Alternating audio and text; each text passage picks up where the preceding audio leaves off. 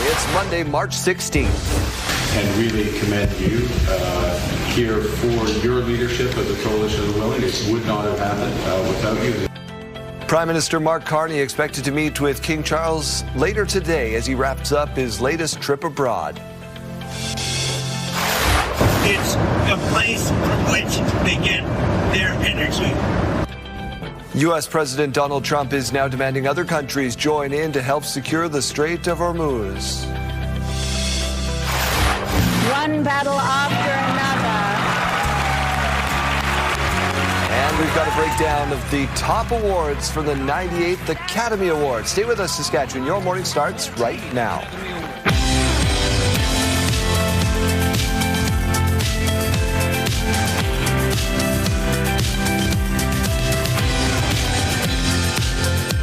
Welcome to Your Morning Saskatchewan. I'm Daryl. And I'm Kayleen. Good morning and happy Monday. Big day on the program. I know you got a lot of thoughts about the Oscars. A lot, yeah. The carpet and everything, but it's also a big day because it is Kayleen's birthday today. So I went ahead and got you something. Oh, you got me something. Okay. There we go. So just go ahead and open that. Open that right here, right now? Oh, yeah, of course. Yeah. Okay, great. Open that up. If I'm not mistaken, it's your birthday. Have a good one. There we go. Thank you. Do I look older? Careful how you answer. Well, let's get to news. That's weird. You're running a lot of time there. That's right. The natural energy, nuclear energy, natural gas and coal power. You got me all flustered there. Three main resources the province plans to power up Saskatchewan by 2050. The NDP in this province agrees with the first two, but as Donovan Mace reports, they feel continuing with coal will lead to continuous increases in power rates. The Saskatchewan NDP claims SaskPower rates may continue to increase if the province continues its current grid strategy. That's according to modeling commissioned by the opposition conducted by the energy supermodelers and international analysts. Saskatchewan needs an affordable, a flexible and a reliable plan for power generation going forward. That's certainly not what we see from the government. Now, MCA examining consumer-centric energy rates, the impact of energy demand and supply, as well as the evolution of rates and charges. SaskPower has stated it remains on schedule to introduce nuclear power into the grid in 2034, but until that time, the province says it is making over $900 million of investments into refurbishing coal-fired plants to assist in the transition. However, MCA says the government's scenarios present higher rates on average due to the added costs of coal refurbishment, adding the highest potential power rates are observed under high demand for coal with no importing from other sources. Now, while lower rates arise from emission reduction measures driving significant clean energy build-out with potential climate policy pushing rates higher. Now, in response to CTV News, Minister Jeremy Harrison says the provincial energy security strategy strengthens and expands Saskatchewan's electricity system through a diversified, all-of-the-above investment approach. This includes evaluating the cost and value of extending legacy assets versus the cost of new build options. Whether it's wind, solar, that has the capacity now in order to support the SaskPower's nuclear build-up. I mean, I think you'll see a proposal from us pretty shortly on this. Of course, we've been critical for a while. The province should have been doing more in the past. While the NDP wouldn't disclose their plan to reporters yet, the opposition is expected to release details by the end of the month. Donovan May, CTV News, Regina.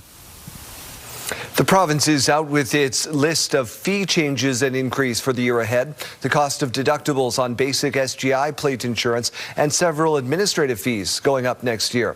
Deductibles for typical plates will go up from $700 to $950, while some vehicles will see a jump of about 20% effective January 1st, 2027. Also coming into play are new $15 fees to register a vehicle or renew your license, a $5 fee to renew your registration, and another $2 onto driver's license payment transactions.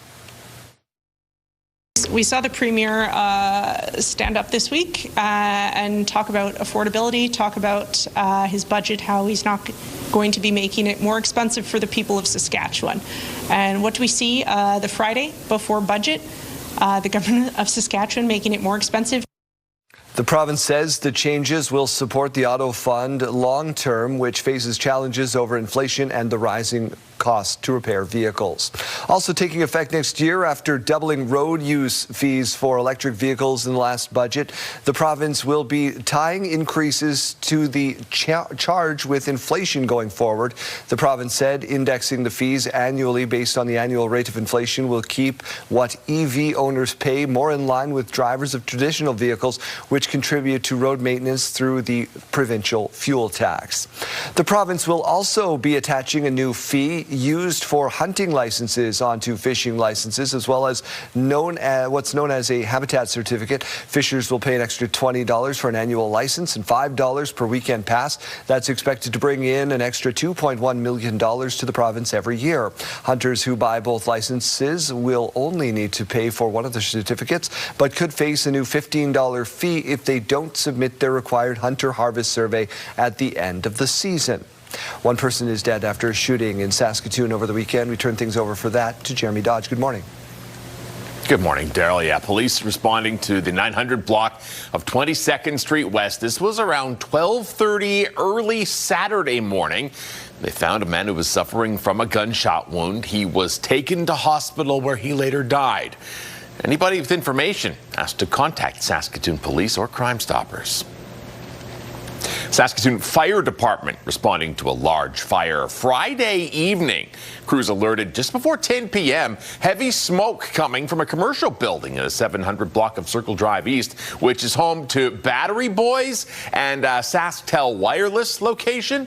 Police shut down 4 blocks of Circle Drive to assist in the firefighting efforts. Crews still on the scene the following morning as smoke appeared to still be coming from the building. One witness who captured a video of the scene spoke with CTV detailing what he saw. Looks like the bricks must have shifted or something like that, so you can see the smoke pouring out of the bricks. And then along the edge of the building, there was heavy smoke. You could see flames eventually because it started to, open up and whatnot. Yeah, social media post later clarified that those businesses will be closed until further notice. Viewers are filling up their vehicles today. They're in for some sticker shock. Yeah, Jeremy, the common cost for the 2 major cities hovering around $1.63 right now and soaring across the country, prompting EV advocates to make sales pitches to make the swap. Here's Geneviève Beauchemin. Those in EVs bypassing the gas station avoid this sticker shock. A litre is now hovering around $1.88 in Montreal. I've been aware of the price of gas. I haven't been watching it. Because I don't have to. And how does that feel right now? Pretty good. The electrification industry says the latest oil crisis serves as a reminder that volatility is part of the gas game. Not so for cheaper power. And Electric Mobility Canada says those looking to buy Canadian should consider what they put in the tank. More than 70% of the oil sands are owned by foreign companies. And the vast majority of electricity production is owned by Canadian utilities. But that may not seal the deal for many car buyers. After all, critics say the high price of oil is cascading throughout the economy, where EVs are still a pricey bet. Even if you drive an electric vehicle, it's going to impact the cost of pretty much everything, including the building of those EVs. That has some pushing other solutions that have nothing to do with EVs, including government-issued rebates to make up for higher gas prices. This as the latest Statistics Canada numbers show new zero-emission vehicle sales slowed 36% from December 2024 to December 2025. EV advocates, though, say they see early signs of a reversal in that trend. The future of the auto industry. A February announcement of a return to federal EV rebates could be giving the industry a boost, say advocates. To Gilbert Book, no pain at the pump is an added benefit. At one point, I was not sure, is it really worth it or not? But for the price of the gas now, I guess it's worth it. Now, it's not clear just how long this volatility will last and whether indeed it will be part of the decision-making when it comes to EV purchasing. Geneviève Beauchemin, CTV News, Montreal. The University of Saskatchewan Huskies men's hockey team will enter the 2026 University Cup as the top dogs. Tournament begins on Thursday in Halifax, and for the first time since 2000, the Canada West champion Huskies have earned the top seed. It's an 8-team field that also features Mount Royal. The Huskies will open up Thursday night against St. Mary's. Our Mike Siona will check in with the team before they leave later this week, so stay tuned for that. The Saskatchewan Rush are heading to the NLL playoffs. Connor McClellan getting back there, creating that turnover. Accioni takes one off his toes and he scores! The Rush clinched this weekend thanks to a 10-9 win over the San Diego Seals at SaskTel Center. Robert Church had 3 goals, 2 assists in the win. The team leads the league with an 11-3 record and is riding a 6-game win streak, has not lost at home. Impressive. They're heading to Toronto to play the Rock on March 20th. Let's get over to the birthday girl in the Weather Center, Keeleen Sawatsky. Good morning. Good morning. You never answered my question, though. Do I look older? Don't look a day over 26. 26? Okay, I like that. Thank you. Okay, we'll go with that one. Let's turn our attention here to the weather picture. Today's the day we really just have to get through before we're talking about the rest of the week. Temperatures going up. We're going to be seeing a lot of those positive temperatures later on into the week. Today, not so much, though. To wake us up in Regina, we're at -16. Clear skies to start the day. Winds coming in at 13 kilometers per hour. In Saskatoon, -18. Again, seeing some clear skies. More clouds going to be increasing later on in the morning and into the afternoon hours, and winds coming in right now at 15 kilometers per hour. Winds also going to be going up into the afternoon, mainly right around the western border of Saskatchewan, though. All those areas lighting up in yellow, we could be seeing those winds surpassing 40 kilometers per hour. Other than that, we aren't talking about a lot of precipitation for the early start to the day. Into the afternoon hours, we do start to see this system moving in from Alberta, mainly impacting northern Saskatchewan for the afternoon, and then it's into the overnight hours that we start to see the system really growing in size. A lot of places in the province throughout northern, central, and southern Saskatchewan going to be seeing some snow overnight. The pink color you're seeing also indicating some freezing rain, and the green color right around Swift Current overnight indicating that rain that is to come. So we could see some issues traveling tomorrow morning, but again, we're going to be seeing a lot of this melting immediately tomorrow as we see a lot of positive temperatures on the way. So don't be too worried about this. It's not going to be sticking around. Just know that overnight is not going to be the greatest evening to be traveling. Today's forecast, again, looking below the seasonal average today. -6 for Saskatoon, -7 for Regina, -8 for Weyburn, -9 for Estevan, and -12 for Yorkton. Again, mainly places in the province expecting a mix of sun and cloud this afternoon. Seeing a bit more of that cloud cover throughout the central zone. And again, you see closer to the western border in Saskatchewan, the windy icon there. -6 for the Battlefords, -2 for Swift Current. The 7-day forecast looking really good. 11 degrees tomorrow for Regina, up to 14 on Wednesday, 17 degrees on Thursday. We are expecting winds to be going up on Wednesday, Thursday, or the gusts rather. So you are going to be noticing those. But again, the temperatures are going to be really nice. 14 degrees on Friday, dropping off on Saturday with a wintry mix on the way, 5 degrees, and 3 degrees on Sunday with that mix of some sun and cloud. In Saskatoon, 6 degrees tomorrow, 2 degrees on Wednesday. We could be seeing just a few light showers on that day, 7 degrees on Thursday, 3 degrees on Friday, some more flurries likely on the way for Saturday, and 3 degrees for Sunday.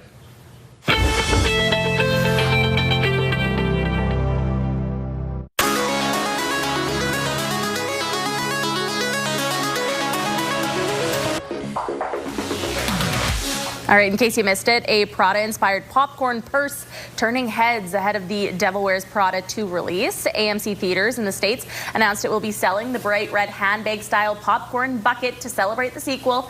The limited edition bucket doubles as both a vessel for a medium popcorn and surprisingly, it's a chic accessory.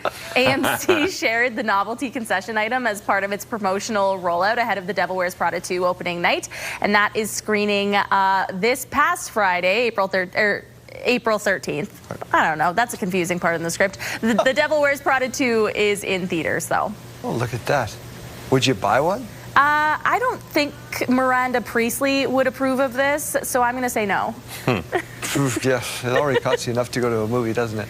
Yeah. Yikes. Question of the day kind of leads from Devil Wears Prada and other movies like that. And the Oscars were last night. So now, Kayleen, you may give your thoughts on last night's Oscars. I mean, I just have thoughts on who wore everything best. Elle Fanning was best dressed. Worst dressed, I'm sorry, Demi Moore. What was that? But we want to talk about the movies that you've seen in the past year. Again, because of the Oscars, what was the best movie that you've seen in the past year, Jeremy?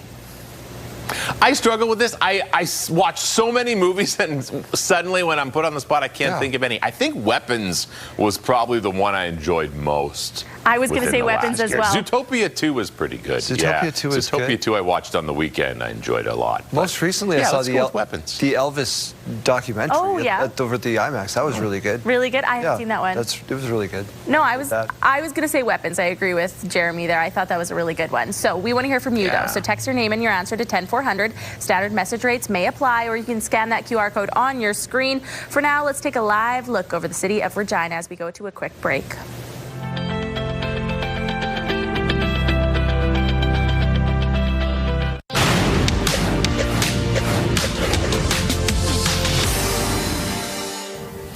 The Bank of Canada is just one of several key central banks that will be making policy announcements this week, the first since the U.S. and Israel launched attacks on Iran, essentially shutting down the vital Strait of Hormuz. Other countries we'll hear from include the U.S., the Bank of England, along with the Bank of Russia, and the European Central Bank. British Prime Minister Keir Starmer saying on Monday that a plan the UK is working on with allies to reopen the Strait of Hormuz during the Middle East war would not involve NATO. Let me be clear, that won't be, and it's never been envisioned to be, a NATO mission. Starmer told reporters that, his comments coming after President Donald Trump said NATO faces a very bad future if U.S. allies fail to help reopen the key oil transport route. Those are your morning business headlines. For BNN Bloomberg, I'm Roger Peterson. Well, the University of Saskatchewan, renowned for the research it does, research that runs the gamut. And this morning, our Mike Sion is learning about an upcoming study. Mike, what is happening? Well, they're studying, if you can believe it, hair growth or regrowth. I'm not actually sure, but we're going to find out this morning. I'm here with Dr. Rick Jaggi, who is the director of, well, I don't even know, this is such a long title, but it'll show up on the screen here. We want to talk about hair loss, because that's what this study that you guys are going to be undertaking is going to focus on. Let's look in broader strokes. What is hair loss and how does it occur? Yeah, so absolutely. Hair loss is mostly genetic, but it can be caused by a variety of issues, including, lifestyle things, stress, diet, hormonal factors, absolutely, postpartum. So a number of things can cause hair loss. So it's important to get a good diagnosis, and then from there, figure out, well, what treatment options are available. And we're going to talk about that a little bit later on today as well. So one of the big misnomers, I would say, is people think hair loss affects mainly men. And you hear a lot about male pattern baldness or androgenic baldness. But really, women are equally affected by hair loss. And we see that every day here. And it really affects people's confidence. And it's something that people are seeking to improve very often. Gotcha. Now, this particular study we're going to learn a little bit more about as the morning wears on in terms of exactly what it's honing in on. But it's not, as you say, just for me or just for this balding dome that I've got going on. You guys are looking for a cross-section of people to take part in this? Absolutely. We're looking for men and women. We're looking for early to moderate hair loss. So when the hair is just starting to thin and the follicles are starting to miniaturize, that's when we can really catch them and revive them. If the hair is kind of dead and gone and there's no follicles, then you need a hair transplant or something more aggressive. But we're looking for people, early stage hair loss, where there's still some follicles there that we can revive. There you go. Okay. Well, YXChairloss at gmail.com, I believe, is the email if you're interested. And, of course, we will have more information. Tough to give you everything you need to know in the first 2 minutes here. But watch all morning, Jeremy, and we'll learn something. All right, Mike. Looking forward to it. Thank you very much. We'll see you in a little while. By CAA School Safety Patrol, working together to keep our school zone safe. If you're heading out to catch the bus in Regina or Saskatoon, it is a chilly start to the day. -16 for Regina and -18 in Saskatoon. By lunchtime in Regina, -11 and -10 in Saskatoon at that time. The clouds increasing into the afternoon hours and the winds increasing as well. By final bell, both cities at those expected afternoon highs. For Regina, that's -7, and for Saskatoon, it's -6. As we go to break, here's an updated look at those gas prices. And yes, they have gone up yet again. In Regina, the common price $1.62.9. The lowest you might find is $1.33.9. In Saskatoon, the common price $1.63.9. And you might find it for as low as $1.49.9. In the farm markets this morning, we find the street price of canola at $668.93 per ton and the futures price $739.90 per ton. Amber Durham wheat now at $278.59 per ton and red spring wheat $271.09 per ton. The Canadian dollar is down this morning. It's at 72.91 cents US. Coming up in about 10 minutes, we're talking tech in farming. Stay with us.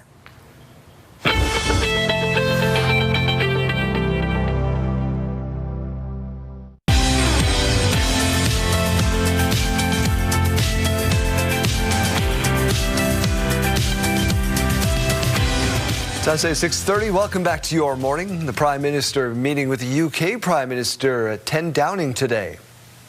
The world's become even more challenging, and I do want to pick up on this point on Ukraine and really commend you here for your leadership of the Coalition of the Willing. It would not have happened without you, and it's exactly that type of leadership that the world requires now.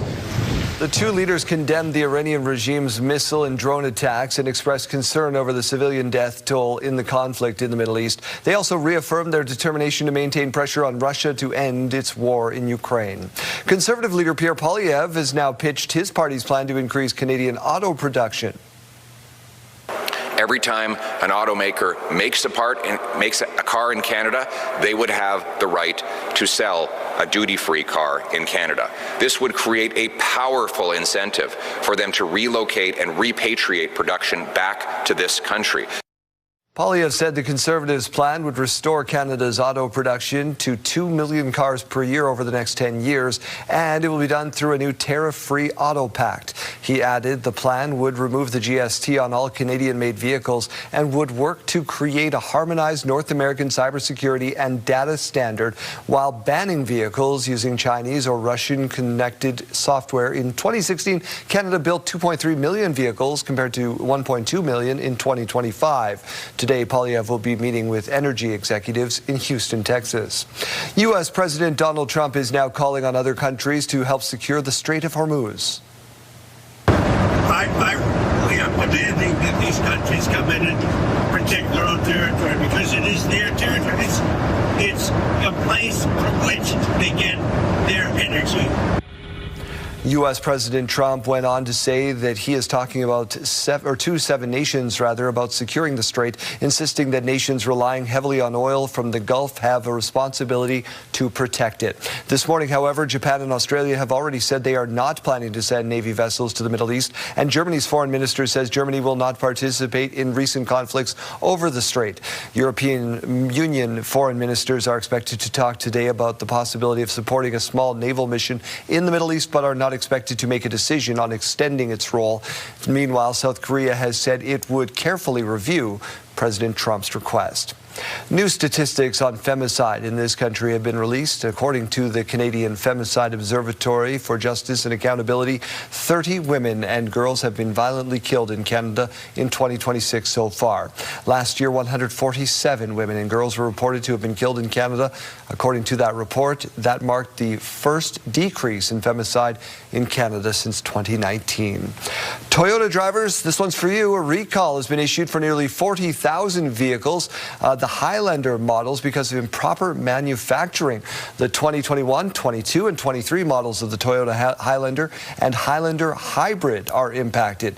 The issue now is with the second-row seat-back recliners because they may not be locking properly and could move in the event of a collision.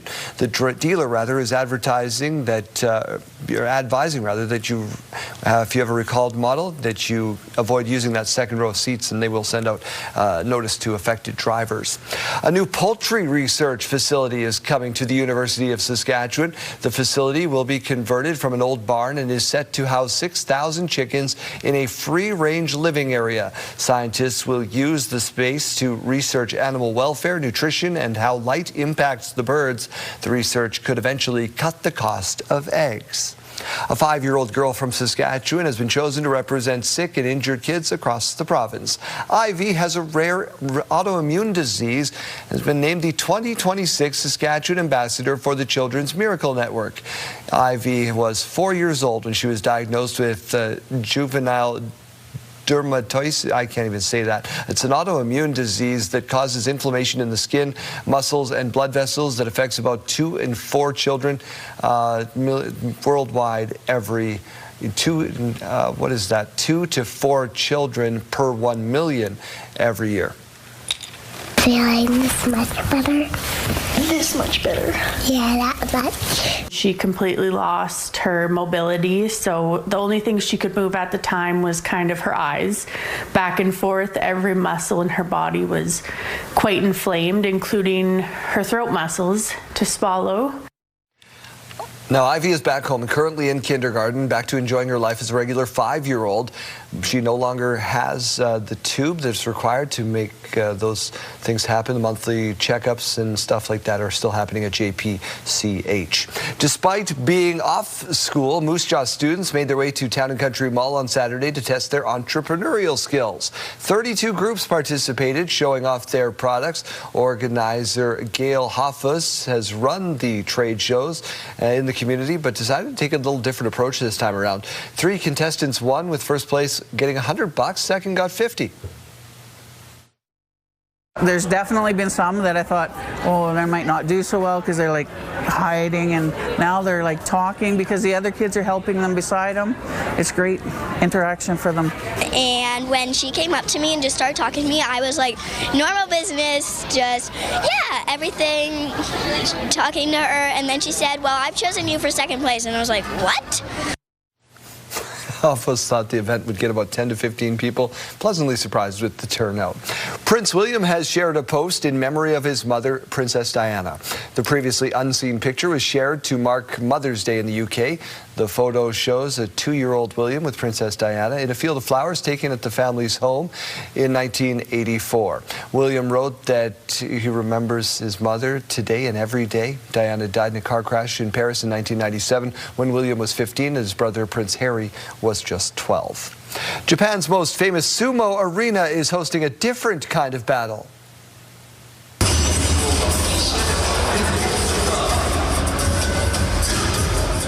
The fighters in this tournament are only in video games of the Capcom Cup, the Street Fighter VI World Championship. Yes, there's a World Championship for that. 48 players from 23 nations and regions are taking part, battling for a $1 million prize along with the title. When I was a kid, they used to say playing video games just rot your brain. Now it's getting you $1 million. The Moose Jaw Warriors' playoff hopes still alive. Carter, left circle, wrist shot, save made, bouncing rebound. Paquette finds it, tries the wraparound, scores! The Warriors picked up a crucial win over the Regina Pats on Sunday, beating them 5-2. The Warriors are 1 point back of the Red Deer Rebels for the 8th and final playoff spot. Warriors have 2 games to go, both against Swift Current, who are dead last in the league. Red Deer has Lethbridge once, and the Tigers, who are top in the league, twice. So you're saying there's a chance. Let's get to the Weather Center. Kayleen Sawatsky, what's going on? Well, I got to show you before I get to you. Sorry. Stony Rapids, this is where that's pictures from Northern Lights sent in by Shelley. Isn't that fabulous? Wow. No, that's absolutely beautiful. This makes me wonder, though, is it one of those times that it looks better with the camera? Because this seems so vibrant. You could probably see this just with your eyes, right? That is true. That is true. Camera Beautiful does photo. add a little pizzazz. All right. If you take any of these beautiful photos, we'd love to see them. Your Morning Saskatchewan at ctv.ca. Send those in. We would love to share them. Let's start off by taking a look at at this radar and satellite, though, not seeing a whole lot on it for overnight, so that's good. Your commute is going to be rather easy. Into the afternoon hours, though, we do start to see a system moving into northern Saskatchewan. It does start rather small in the afternoon, but it's overnight. We really start to see this growing by about 1:45 a.m. Parts of northern, central, and southern Saskatchewan going to be blanketed in this snow. And I know what you're thinking. It's too late in the year. Spring is just about to begin. We don't want to be seeing this. Thankfully, this system is going to be pretty fast moving, mainly out of the province by tomorrow morning. This is at about 8 a.m. though, so it's mainly moving off into Manitoba, northern Saskatchewan. Still going to be seeing some of those flakes tomorrow morning. However, into the afternoon, we do start to fully see that clear away. Now, we're also going to be seeing the temperatures going up tomorrow, so that snow is not going to be sticking around. Let's talk about today, though, because it is going to be cooler, at least for the day today, below the seasonal average. Minus 35 right now to wake us up in Stony Rapids, minus 36 in South End, minus 29 in Prince Albert, and minus 20 in Spiritwood. Down in the south, again, seeing cooler temperatures still. Minus 22 in Assiniboia, minus 19 in Weyburn, minus 15 in Estevan, and minus 27 in Yorkton to wake us up. Now, later on into the afternoon, again, things are still going to be below that average. We're seeing gustier conditions towards the western border. Battleford's at minus 6 with that wind, minus 2 in Swift Current. Both of those cities could be seeing the gusts surpassing 40 kilometers per hour. Minus 6 this afternoon for Saskatoon, minus 7 for Regina. Expecting to see just a little bit more of that cloud cover through the central zone compared down to the south, where we'll be seeing a little bit more of that sunshine. Minus 9 in Estevan, minus 12 in Yorkton. 7-day forecast looking really nice, though. So as I mentioned, the snow and the freezing rain that we're expecting to see overnight is not going to be sticking around. Up to 11 degrees tomorrow for Regina. So already getting up to double digits. 14 degrees on Wednesday, 17 degrees on Thursday. Of course, we're expecting the wind gusts to be going up on those days, so it might not feel like 14 degrees and 17 degrees, but still the air temperature going to be really nice for those days. In Saskatoon, not seeing double digits, but still seeing positive temps. 6 degrees tomorrow, 2 degrees on Wednesday with some rain on the way, and 7 degrees for Thursday.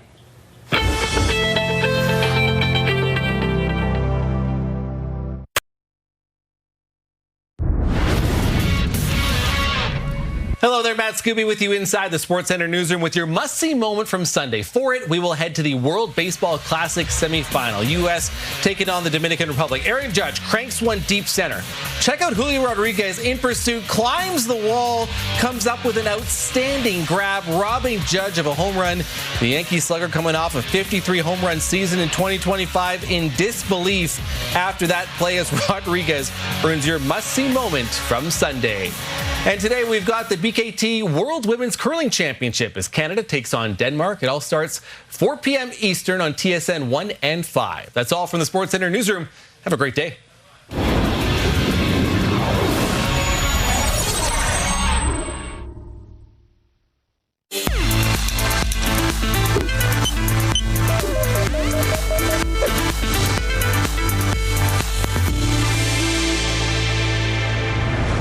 Smartwatches don't just tell the time. Many can track our heart rhythm, warning us of signs that could even save lives. Some new smartwatches, like the Apple Watch Series 4, can warn us of unhealthy heartbeat, like AFib, which is a risk factor for stroke and heart failure. Using advanced smartwatches, looking out for abnormal heartbeat notifications, and then getting follow-up with doctors is over 4 times better at finding AFib, even early signs, than not using smartwatches, according to a study in the Journal of the American College of Cardiology. Smartwatches available today may not always catch everything, but they're easy to use and can monitor our pulses around the clock. For now, if your smartwatch notifies you of abnormal heartbeats or keeps recording your heart rate at above 100, even while not exercising or having symptoms, tell your doctor. Combining smartwatch use with getting medical care when needed could save many lives. With this Medical Minute, I'm Jacqueline Lee. Health Report, brought to you in part by SEIU West, Saskatchewan's first healthcare union.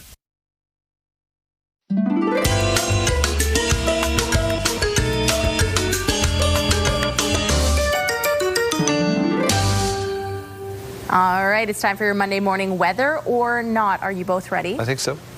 I love it, yeah. Okay, your question today is, what does a barometer measure? Is it temperature, sunlight, atmospheric pressure, wind speed, or hair length? Throw you off. Obviously, it's got to be E. Yeah, that makes got the to most throw sense. you off somehow. I'm going to go C. C seems like a reasonable... It's the pressure in the atmosphere. Yes. Totally. The correct answer is C. It's atmospheric pressure. I guess I can't stump you guys. A barometer is a tool used to measure atmospheric pressure or barometric pressure. Changes in pressure can indicate changing weather patterns. Also tells me when I may get a headache. Yeah. Sometimes I get those. Knee pain. Yikes. Well, good job on today's weather or not.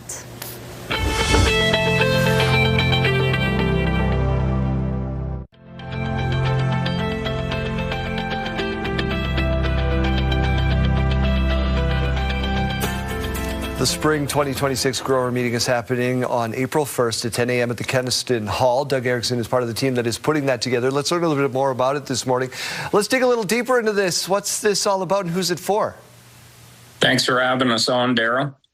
This is for any customers in the Keniston, Davidson, really any area interested in finding out about more the services we provide, alpine fertilizer, biosol fertilizer, and then we have some special guest speakers as well to talk about some new technology coming to ag.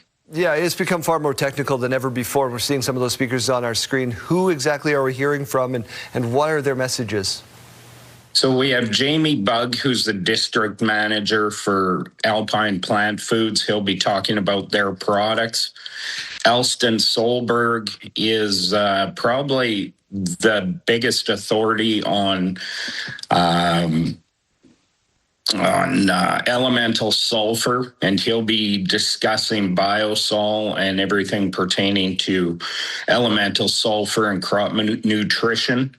Mike Palmier is a partner with MMP, the agronomy services. He'll be talking about their data and using it in agriculture.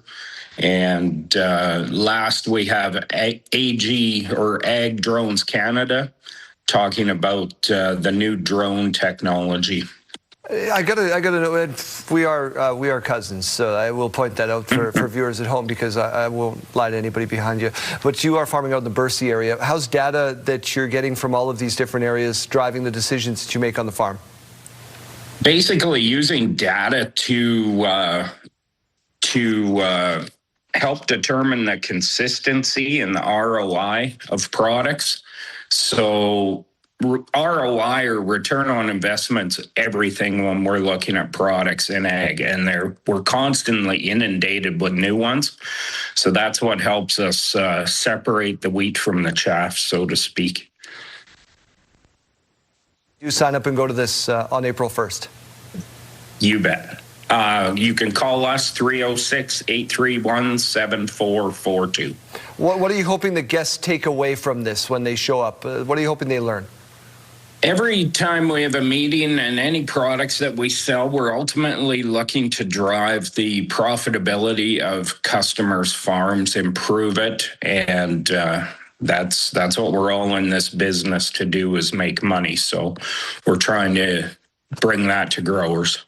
April 1st, 10 a.m. at Keniston Hall. Thank you so much for a couple of minutes and the tractor rides that you're going to give Mateo this spring.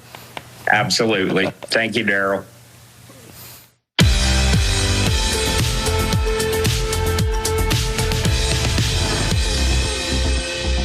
It's March 16th, and we have these milestones to share with you. We'll start off with a belated birthday wish going out to Zoe and Olivia. They turned 11 yesterday. We hope it was a great day with lots of love from your family. Happy birthday wishes also going out to Sylvia. She's now 65. We hope this is the best birthday yet from your loving husband, Dean, and your family. Marking her 10th birthday today is Collins. Happy birthday to you. Lots of love from your Nana and Papa and the rest of your family.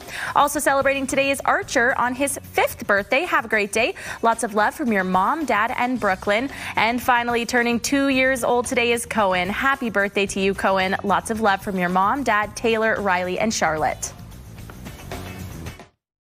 Milestones, brought to you by Harbor Landing Village, an award-winning senior care and living community in Regina. If you have a milestone coming up, send us an email to yourmorningsaskatchewan@ctv.ca or simply scan that QR code on your screen. Please send those in at least one day in advance.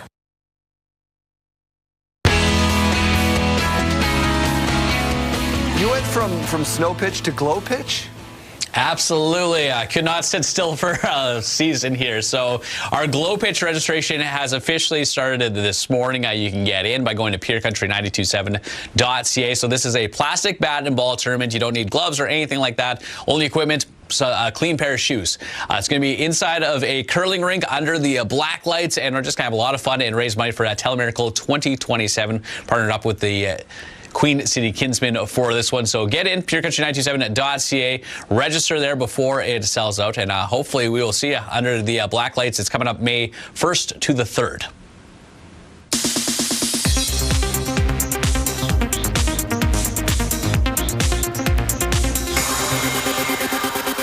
The 98th Academy Awards was a night full of first-time winners, with 2 movies dominating. One battle after another, winning big with 6 awards, including Best Picture, Director, and Best Adapted Screenplay, earning Paul Thomas Anderson his first Oscar Gold. What a night. You guys, let's have a martini. This is pretty amazing.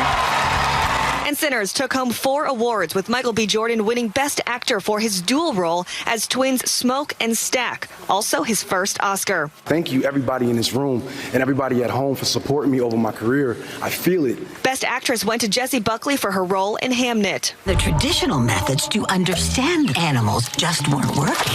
Disney's Hoppers held on to the top spot of the box office in its second weekend of release, bringing in another $38.5 million. The animated hit from the parent company of ABC News has so far earned $86 million in North America. Come back soon, if you insist. Universal's Reminders of Him opened in second place with $18.2 million domestically. The romantic drama earning another $10 million overseas. And happy birthday to Lauren Graham. The Gilmore Girls actress is 59. That's what's happening in Hollywood. Jacqueline Lee, ABC News.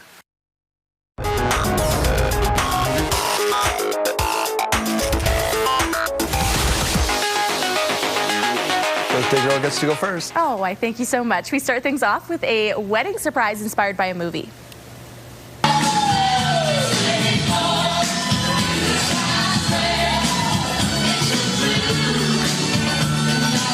This couple surprised their guests by reenacting the infamous Dirty Dancing dance and lift. They, along with 20 of their friends, nailed the routine to the delight of their guests. This is a little bit better than when Janelle and I tried this in the newsroom a few weeks back. That went poorly. It didn't work out. That went poorly. At least that one wasn't on television. Sabine and Alex tried to do this on this show once, and they crashed almost into the green screen. I think there was an injury. See, that's great television. Yeah. Kayleen, save that gold for the air. Okay, you know what? I'm going to go get Janelle, and she's probably watching. Janelle, please come to the studio. Their shenanigans are not televised. Speaking of dancing, apparently, according to science, this is the perfect dance routine. We only live once, man. Okay, so this is less for you and I, Jeremy, maybe for director Corey up in the control room. He should memorize these dance moves if you're single. Researchers from Northumbria University believe this routine is the most likely to attract female attention. We're going to go ahead and call this the peacocking. We're going to call this peacocking. This is a great idea. Yeah, this milkshake's going to bring all the boys to the yard. I love it. I like that director Corey's in our ear right now saying, time to go to break, time to go to break. We know we got more time. Corey, just get on down here and do this shuffle.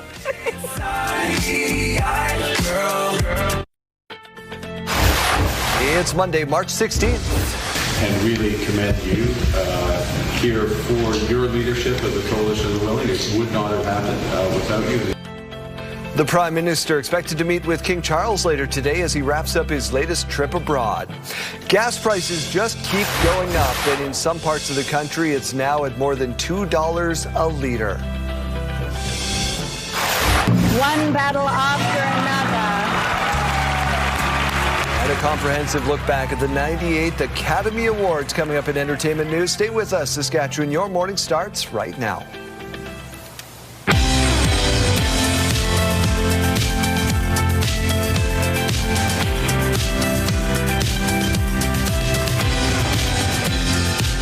Welcome to Your Morning Saskatchewan. I'm Daryl. And I'm Kayleen. Good morning and happy Monday. Hour 2 of Kayleen's birthday celebration means card number 2. Go ahead and read that one. Okay, all right. I think this one's better. I think this one's better than the last one. I can't hear money jingling in this. Well, I don't have any.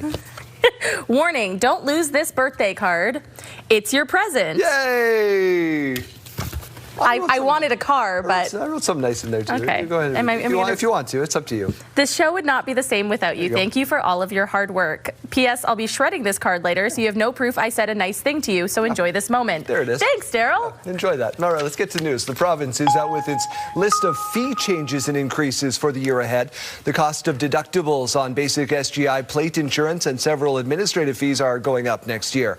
Deductibles for typical plates will go up from $700 to $950, while some vehicles will see a jump of about 20% effective January 1st, 2027.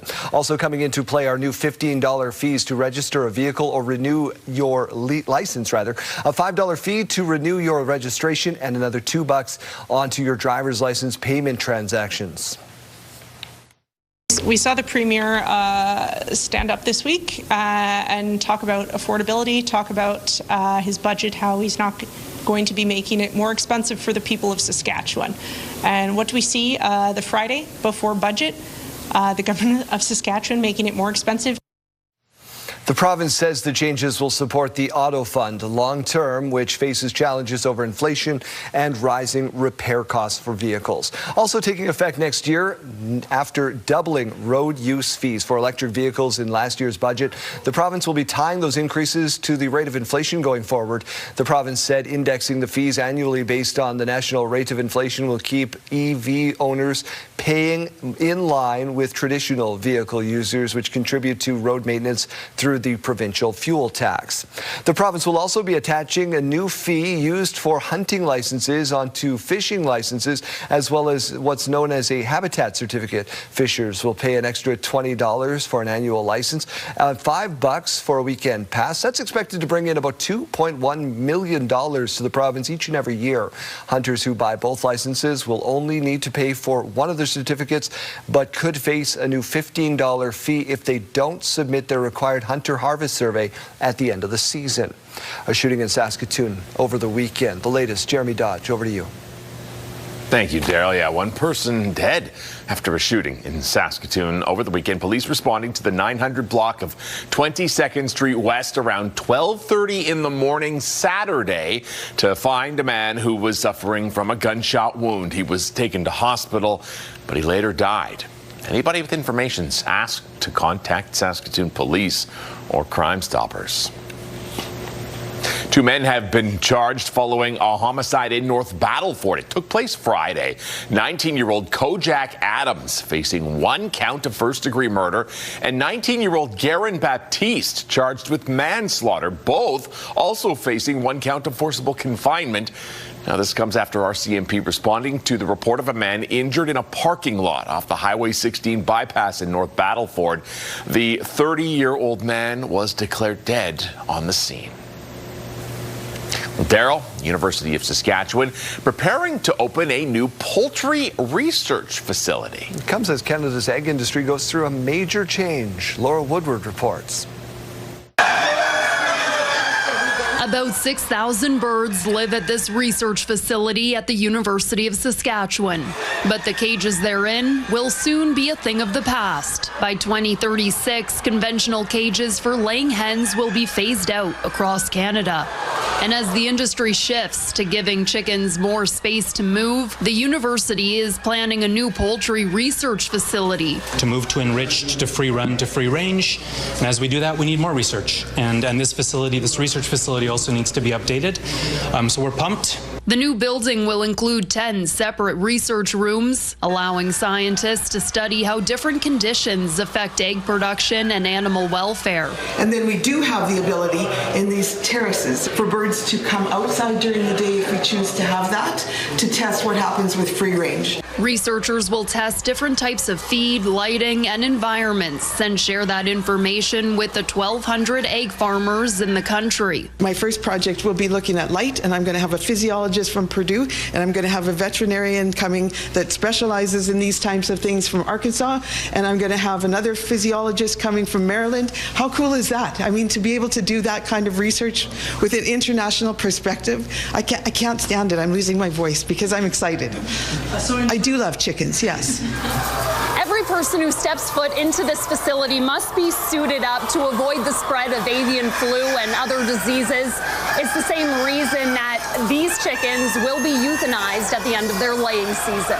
So at the end of the flock, the production cycle is stopped, and we bring in a new bunch of young birds. The facility is anticipated to open within the next 2 to 3 years.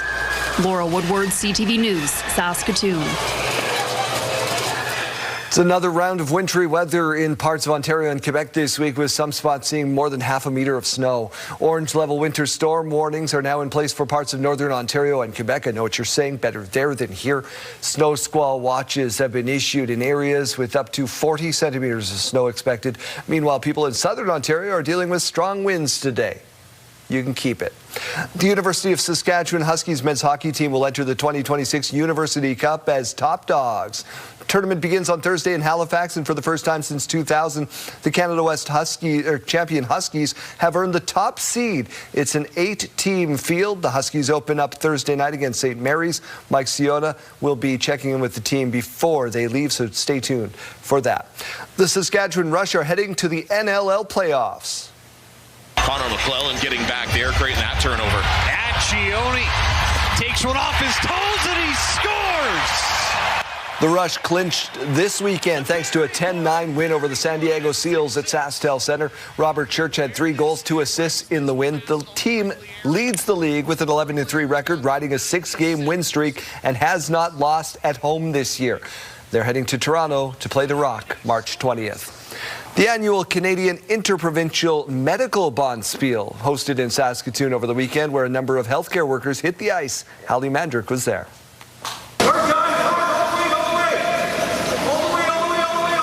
Every year, a group of doctors from across Canada gather to show off a skill that they didn't learn in medical school. We have an opportunity to get together, compete, and yet also have education to share with one another. About 80 doctors across 20 teams traded in their stethoscopes for sliders and bandages for brooms in the annual Canadian Medical Interprovincial Bonspiel. Hosted in a different Canadian city each year, the event brings together members of the medical community from a variety of disciplines. It's a long-running tradition that many attend year after year. This is my 21st time playing, I think, and that's pretty typical. And so we've got to know each other over the years, all have friendly rivalries, lots of emails, texts, and things that go back and forth leading up to it. This 67th iteration of the event was hosted at Saskatoon's Sutherland Curling Club. The organizing team says, while playing host takes a lot of work, it's well worth it. Yeah, it's always a bit stressful. We do a lot with this event, and so there's a lot leading up to it, and kind of stressful during it, but always a good relief kind of to get it going and have fun with everybody. Melly added that events like this one are an important opportunity for healthcare workers to take care of their mental health. No secret that I think we lead pretty stressful, pretty busy lives, so it's good to be able to get together and have just a fun time, be able to relax, be able to get together and talk about things in our lives and in our professional lives too, and just get some stress relief and enjoyment. Hallie Mandrick, CTV News, Saskatoon. Let's talk about the Oscars, shall we? It was a battle for the #1 prize at the 98th Academy Awards last night, but only one film could come out on top. What a night. You guys, let's have a martini. This is pretty amazing. Cheers. Thank you very much. Thank you. Thank you. One battle after another won Best Picture. In total, the film scooped up 6 trophies, including Best Director for Paul Thomas Anderson. It was a big night for Canadian filmmakers, too. K-pop Demon Hunters won the Oscar, a couple of them, 2 for Best Animated Film, and probably that song, that golden song that can't get out of your head. You know the one? They did indeed win for that one. Yeah, I can confirm. I sat down, I watched it from beginning to end. It was a fabulous night. So you're sleepy. I am sleepy, mostly because my kid also didn't sleep all night. Oh, your kid doesn't sleep ever, though. Yeah, no, she doesn't sleep ever, but yeah, good morning, because she's probably watching right now. Let's turn our attention here to the weather picture. It's not a bad start to the day in Saskatchewan, but it is a little bit cold. Later on into the week, we are going to be seeing those temperatures rising. We just got to get through the day today, and then we start to feel a little bit more like spring. Minus 16 right now to wake us up in Regina. A few more clouds than what we saw last hour. Winds have remained the same, coming in right now at 13 kilometers per hour. In Saskatoon, again, just a few more clouds moving in. Those clouds are going to be increasing more into the afternoon hours, especially if you're waking up with us from central Saskatchewan. Minus 17 right now to wake us up in Saskatoon, and winds coming in at 17 kilometers per hour. Let's talk about those winds and how they will be increasing this afternoon, mainly around North Battleford. That's where we're seeing that red color popping up. Earlier, it was showing gusts up to about 40 kilometers per hour. It does look like the system has updated and they have actually gone up, so could be surpassing 50 kilometers per hour. Strongest winds, again, right along that western border in Saskatchewan. We're also talking about some flurries this afternoon, mainly concentrating in northern Saskatchewan. This is at about 3:30 p.m. that we start to see the system moving in from northern Alberta.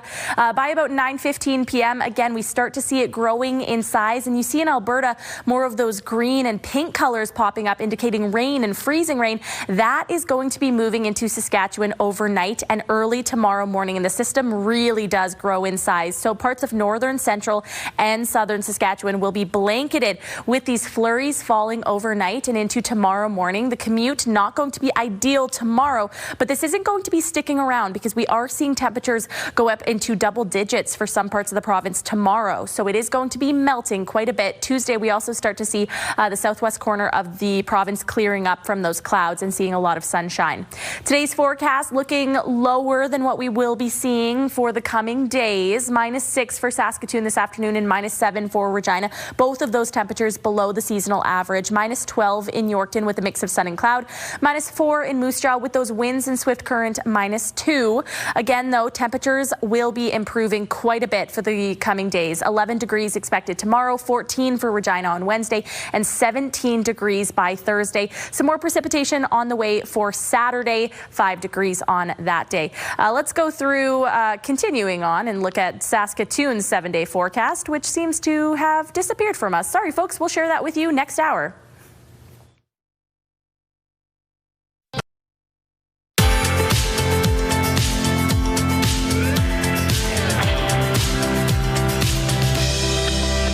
Time now for a look at your rural forecast. We're seeing some more clouds in northern Saskatchewan today and through parts of central Saskatchewan as well. Spiritwood minus 8 this afternoon, minus 6 in Watrous with a little bit more of that sunshine. Winds going up in Outlook, minus 3 down towards the south. Seeing minus 1 in Rockland, minus 7 in Pilot Butte, and minus 11 in Carlisle.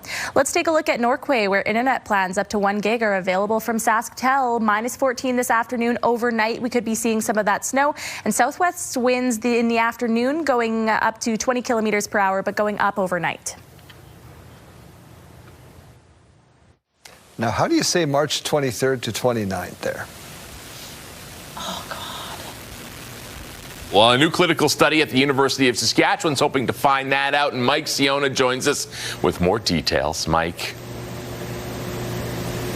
Well, thank you very much, and I'm joined by Abdullah Qureshi here as we're preparing for this this clinical trial, this research project that features on this. But before we get into the details of the actual trial, let's just talk in broader strokes about hair restoration and some of the treatment options that are available. Yeah, so there's a whole host of treatment options available, all the way from lifestyle changes like reducing stress and improving nutritional deficiencies to the most invasive options like hair transplants and PRP, but things in the middle like medications that you can use to try and improve your hair. Gotcha. And essentially that's what the TED is like a medication delivery system. I mean, that's probably not it at all, but give us an understanding of what this procedure or this actually does. Yeah. So AlmaTED is a newer technology that we use that is less invasive and offers a needleless, pain-free alternative for individuals looking for a more comfortable treatment for their hair. TED stands for transepidermal delivery. Allows us to really open the gateways on your scalp to allow over 30 different growth hormones and peptides to kind of penetrate and work on the hair follicles to try and make it thicker and improve your hair. Okay, so I'm kind of looking at that, so it would be like a topical solution that's going to go in, but the early part of the treatment, the ultrasound, I believe, kind of opens up, unlocks the doors so that it can penetrate further. Is that right? Yeah, you have it bang on right there. I've been listening this morning, you guys, so that's good news and kind of rare, too. And you say it's painless, topical. How long does a treatment last?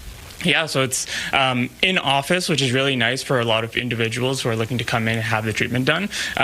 Treatments can last from like 10 to 20 minutes on average and vary from person to person. There you go. Okay. Well, thank you. That's kind of the what it is. And we talked about why a little bit earlier. And when we come back, we'll come up with the details and perhaps how you might be able to get involved in this research project. All right, Mike, thank you very much. We'll see you again next hour. Hello there, Matt Scooby with you inside the SportsCenter newsroom with your must-see moment from Sunday. For it, we will head to the World Baseball Classic semifinal. U.S. taking on the Dominican Republic. Aaron Judge cranks one deep center. Check out Julio Rodriguez in pursuit, climbs the wall, comes up with an outstanding grab, robbing Judge of a home run. The Yankee slugger coming off a 53 home run season in 2025 in disbelief after that play as Rodriguez earns your must-see moment from Sunday. And today we've got the BKT World Women's Curling Championship as Canada takes on Denmark. It all starts 4 p.m. Eastern on TSN 1 and 5. That's all from the SportsCenter newsroom. Have a great day.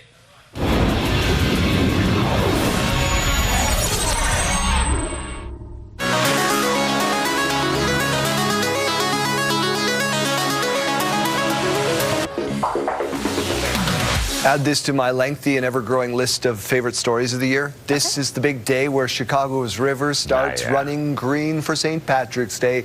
The leprechauns responsible for this are actually members of the Chicago Plumbers Union.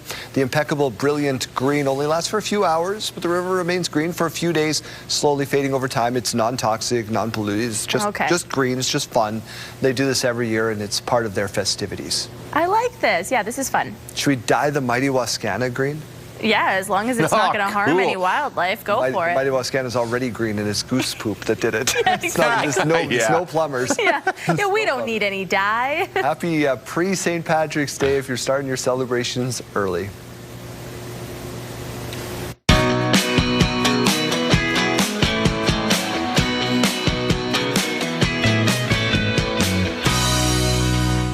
The Oscars were last night. Some of us stayed up to watch it. Some of us did not. Yeah, and some of us are very tired because of it. But we're asking you an Oscar-themed question. What is the best movie that you have seen in the past year? Just a few answers so far. We're starting off slow. We're hoping to get a little more. Christine saying the Elvis documentary, Epic. so agreeing with you. Epic. Elvis Presley in concert. I saw it at the IMAX. It was brilliant. Yeah, Michelle's saying so many great movies last year. Here are the top 5 off the top of my head. Sinners, The Running Man, Wake Up, Dead Man. Yeah. It wasn't a great movie, but it was fun. Yeah, I actually haven't seen it though, so I can't say. I've heard I've heard really good things. Also adding to the list, The Long Walk, and we had Nathan writing in One Battle After Another, well deserved its Oscar win. I think that was a surprise though. People thought Sinners was going to win Best Picture. We looked at it at Crave yesterday. Sarah and I were like, maybe we should watch this. It's got a lot of good 2 hours and 40 something minutes. We're like, I don't know if I got that. It is I don't know if I got that in me. Yeah, you really got to commit to some of these That's a movies. multiple sitting. Yeah, Sheldon saying Angel Has Fallen. So again, just a few answers so far. Kelly from Bigger saying best movie ever was Song Sung Blue. Did Kate Hudson win for this? Kate Hudson did not win. She didn't win for this because there was a lot of buzz. Like they said this was one of her best roles ever. I mean, Kate Hudson, There's nothing she can't do. I'm very partial to her. Like she's beautiful. She's talented. She can sing. She's got an album out. It's amazing. Yeah, she's just an incredible person. Multi-talented. Yeah, when we're talking about Nepo babies of Hollywood, she is one that is very well deserved in all of her accomplishments. There you go. We want to hear from you, though. Text your name and your answer to 10400. Standard message rates may apply, or you can scan that QR code on your screen. We'll be sharing some more answers in about 1 hour.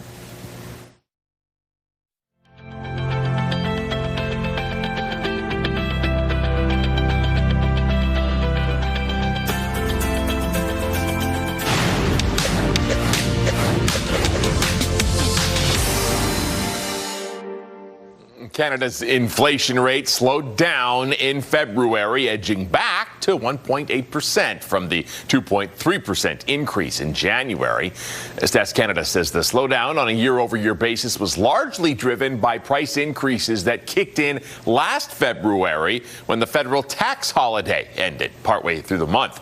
Grocery prices rose by 4.1% following a 4.8% increase in January. Stats Can says grocery prices have risen by more than 30% since February 2021.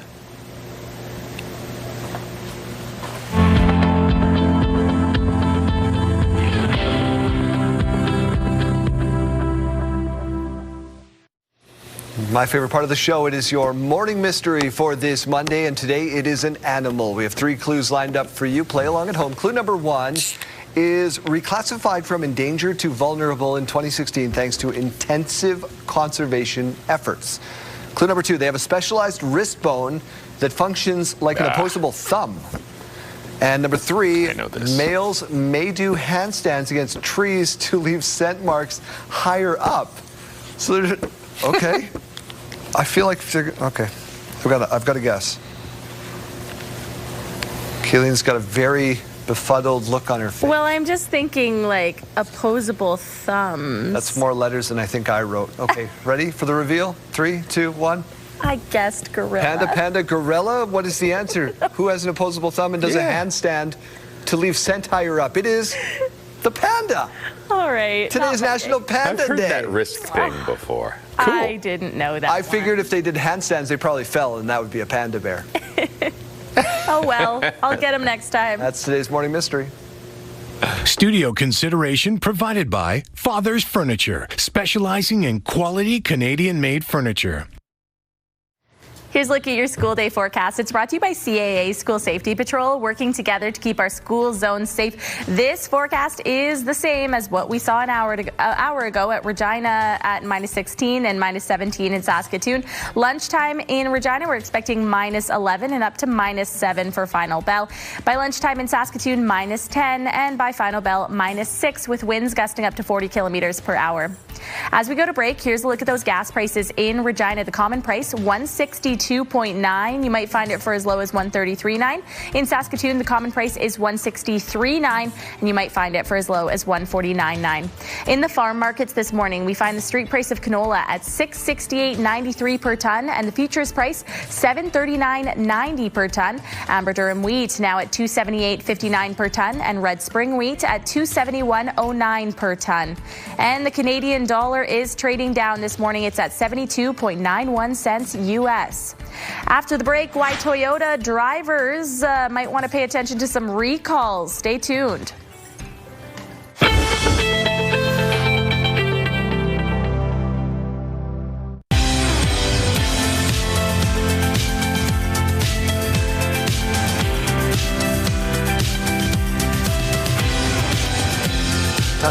Welcome back to your morning. It is 7:30. We begin with developing news just into our newsroom.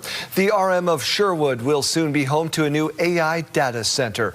Bell AI Fabric is expanding with a new 300 megawatt data center in the RM. The new facility will be the largest purpose-built AI data center in the country and increase our domestic computing capacity. The company has said it will create about 100 jobs. There will be an official announcement planned for later this morning. We will have a reporter there and have the latest for you on our website and tonight on the CTV News at 6. BCE is the parent company of Bell Media and CTV Your Morning Saskatchewan. In other news this morning, Prime Minister Mark Carney is wrapping up his latest trip abroad in the UK. Here's Judy Trent. The Prime Minister arrived at 10 Downing Street shortly after 8 a.m. to meet with UK Prime Minister Keir Starmer. Carney was accompanied by his wife Diana and Bill Blair, Canada's new High Commissioner to the United Kingdom. The meeting between the two leaders lasted about 25 minutes. 2 wars were on the agenda. The Allies are concerned the war on Iran, started by the United States and Israel, will divert support from Ukraine, which has been under attack by Russia for more than 4 years. Regarding the war in Iran, U.S. President Donald Trump is calling on NATO allies to help police the Strait of Hormuz. Iran is attacking cargo ships that pass through the critical waterway. 20% of the world's oil supply travels through that strait. Trump says he's asked 7 countries, including Britain, to send naval assets to the region. Trump has said that the U.S. didn't have to help with Ukraine and that it will be very bad for NATO if allies don't help with Hormuz. Carney did not address the latest threat. According to a readout of his meeting with Starmer, the two leaders condemned the Iranian regime's missile and drone attacks on civilian and energy infrastructure and expressed concern about the toll on civilians and rising energy prices. Before leaving Britain, Carney also sat down with King Charles at Buckingham Palace. Carney turned 61 today and will be officially on holidays over the next 6 days in Europe. The Prime Minister's office says he will be in close contact with his staff on critical issues and return to Ottawa on Sunday, March 22nd. Judy Trin, CTV News, London. U.S. President Donald Trump is now calling on other countries to help secure the Strait of Hormuz. We are demanding that these countries come in and protect their own territory because it is their territory. It's a place from which they get their energy. U.S. President Trump says he is talking to 7 nations about securing the strait, insisting that nations relying on oil from the Gulf have a responsibility to protect it. This morning, Japan and Australia have said they are not planning to send naval vessels to the Middle East, and Germany's foreign minister says Germany will not participate in European foreign union ministers are expected to talk about the possibility today of supporting a small naval mission. If you drive a Toyota, this is for you. Nearly 40,000 of its Highlander models are being recalled for improper manufacturing. The 2021, 22, and 23 models of the Toyota Highlander and Highlander Hybrid are being impacted. The issue is with the second-row seatback recliners because they may not lock properly and could move in a collision. The dealer is advising if you have one of those recalled models to avoid using the second-row seats for now. A high-speed rail line running between Toronto and Quebec City could save travel time and boost the economy. But the controversial project is drawing rural opposition. John Venevali-Rao reports. So there's 650 acres here. Gord Bolton is a retired police officer who loves to walk on his rural property every morning. We have about 36 kilometers of trails here. A wooded area north of Kingston, Ontario. Bolton bought the land decades ago when he was 18. He now uses it to run a hunting, fishing, and outdoor adventure business with plenty of wildlife in the area, including white-tailed deer. I love every season around here, and it means the world to me and my family. We have our own private lake on it. Everything is encapsulated that I want to do is right here on this property. But he's worried that property could be split in two by a high-speed train that could eventually cut across it. Called Alto, the federal government is aiming for the service to run from Toronto to Quebec City, slashing travel times with 5 stops along the way. So to come on the backside of that ridge there. While the exact route isn't yet decided, Bolton is concerned his land could be expropriated for the tracks and says it would cut off access to part of his property. Like a train coming through here would just completely destroy my business. Girls. So Bolton is part of a growing opposition movement. He started a Facebook group with thousands of followers. There have been plenty of protests, including farmers recently lining up tractors in Quebec. Some worry about the noise from a fast train or the effect on land value. To keep wildlife away from the high-speed tracks, there will be fences on both sides. But those fences would cut off many rural roads, making them dead ends. Alto's been holding public consultation meetings. We think that the majority is positive. The CEO says the project is getting lots of support, but plenty of criticism too. He says it'll all be considered when part of the route is narrowed down in the fall. Some property owners will then find out if their land is needed, with the process moving relatively fast. We're building this for Canada. Rick Mercer used to say that we're the world champion in high-speed rail studies. We've been studying for 40 years. Now it's time to build it. Construction on the Ottawa to Montreal leg is slated to begin as early as 2029. As for Bolton, he fears his paradise will be lost. Yeah, I'm definitely worried about expropriation for sure. A possibility he's fighting to derail. John Venevali-Rao, CTV News, Battersea, Ontario. Despite being off school, Moose Jaw students made their way to Town and Country Mall on Saturday to test their entrepreneurial skills. 32 groups participating, showing off their products. Organizer Gail Hoffus has run trade shows before and took a different approach this time. There's definitely been some that I thought, oh, they might not do so well because they're like hiding, and now they're like talking because the other kids are helping them beside them. It's great interaction for them. And when she came up to me and just started talking to me, I was like, normal business, just, yeah, everything, talking to her. And then she said, well, I've chosen you for second place. And I was like, what? Aren't kids the greatest? This is a fun event that this thought would get about 10 to 15 people. They got 32, so that's pretty good. The Moose Jaw Warriors' playoff hopes are still alive. Carter, left circle, wrist shot, save made, bouncing rebound. Paquette finds it, tries the wraparound, scores! The Warriors picked up a crucial win over the Regina Pats on Sunday, beating them 5-2. Now, the Warriors are 1 point back of the Red Deer Rebels for the 8th and final playoff spot. Warriors have 2 games to go, both against cellar dwellers Swift Current Broncos, dead last in the league. Red Deer, meantime, has Lethbridge once and the top-tier Tigers twice. So you're saying there's a chance. Nice to see them get in if they could. Let's get over to the Weather Center. Kayleen Sawatsky, what do you got behind you there?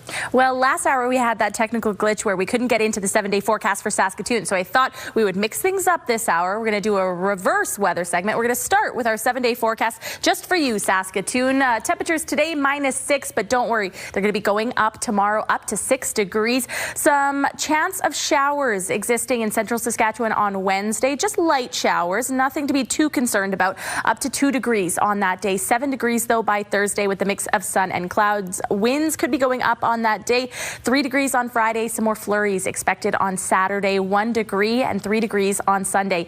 In Regina, we're expecting a little bit more of that warmth. 11 degrees tomorrow, 14 degrees on Wednesday, and 17 degrees by Thursday. So spring is in the air. We just have to get through today, -7 below the seasonal average. 14 degrees, though, by Friday. 5 degrees on Saturday. Again, expecting a wintry mix in the early afternoon. And then 3 degrees by Sunday. Again, a mix of sun and cloud. So we know about Saskatoon and Regina today. Again, below the seasonal average. But what about everywhere else in the province? Well, still seeing a lot of those minus temperatures, at least for the day today. -12 for Yorkton.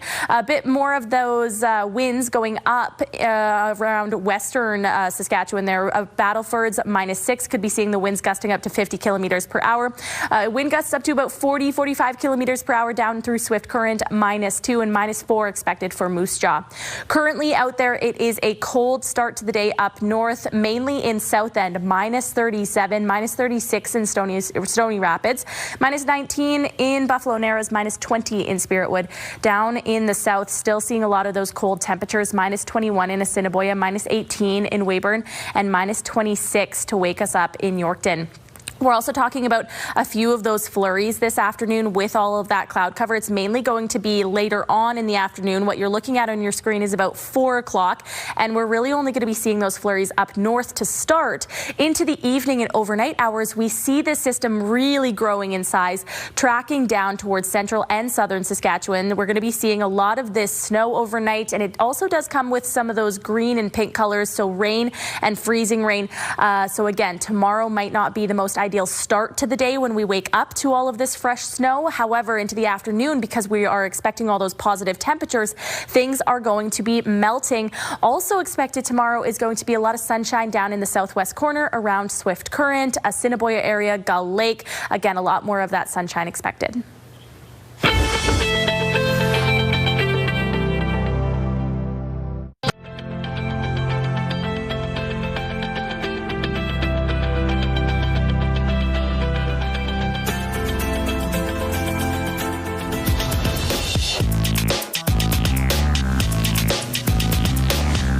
First time in a long time, the Regina Symphony Orchestra is searching for a new conductor. Gordon Gerard took over from Victor Sawa, and now he is set to hand off to a new leader. And he's with us this morning from Toronto. Gordon, thank you for doing this.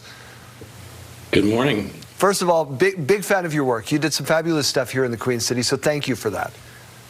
Thank you very much. I appreciate that. What does it mean to you to lead this organization and to have led it for as long as you did? Well, I mean, it's a great chapter in my life, my professional life, my personal life. Coming to Regina, it was 2016. I mean, I can't believe that it's been 10 years, to be honest. But I think about all of the concerts that we've done, all the ways that we've brought people into the hall and into places outside the hall. I'm really proud of the work we've done, and I just think the world of the musicians in our orchestra. I think they're top notch. Regina is very lucky to have such an amazing group of musicians. The obvious question then, Gordon, is why leave? It's a great question. 10 years feels like a good time to hand it over. I think it's really healthy for the organization to have some new ideas, to have some fresh perspectives on programming, as the world changes and what people want in terms of, what they want their orchestra to play changes. I think it's good for everybody. It's good for me to have other challenges. It's good for the musicians to have someone else in front of them. So I feel like now was as good a time as any. What are you most proud of? Oh, that's a great question. I've been thinking a lot because, the end, if I can call it that, is coming soon. So I've been thinking a lot about it. We've done so many concerts. 10 years is not a short amount of time. But I think what I'm most proud of is when I talk to people who talk about specific concerts. And it doesn't even matter which ones they are, but the fact that, people will remember, oh, I remember when you did that Forward Currents Festival, for example, in the Mackenzie Gallery, and that was in 2018. I had someone say that to me just a couple of weeks ago. That makes me very proud for an event to stay with folks. What's that? 8 years later, after all that we've been through, that feels pretty good to know that we've made. If I can use the term, core memories for folks. That makes me feel very proud. One of my favorites was a small venue thing, and you did this a lot. You took your set to different venues. The Momoe Autism Center, you had Stephen Page from the Bare Naked Ladies come in, played that set. That was fabulous. Is it doing things like that to help get younger people into the arts?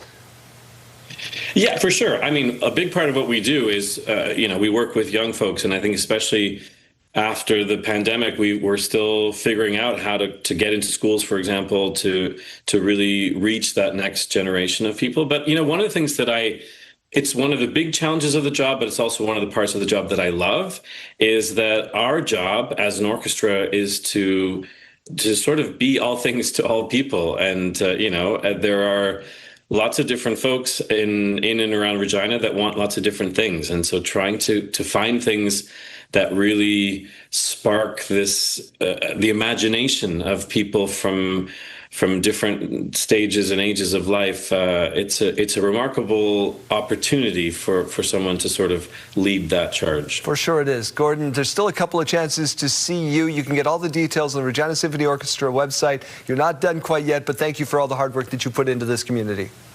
It's my pleasure, really.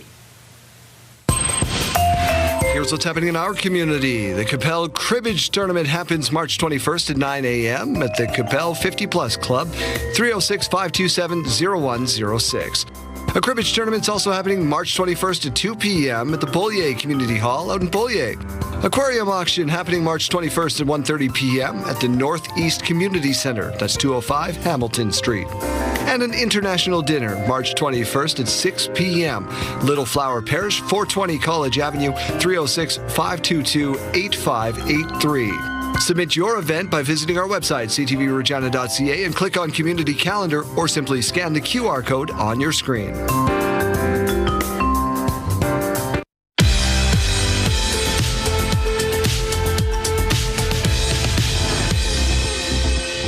March 16th, and we have these milestones to share with you. We'll start off with a belated birthday wish going out to Zoe and Olivia. They turned 11 yesterday.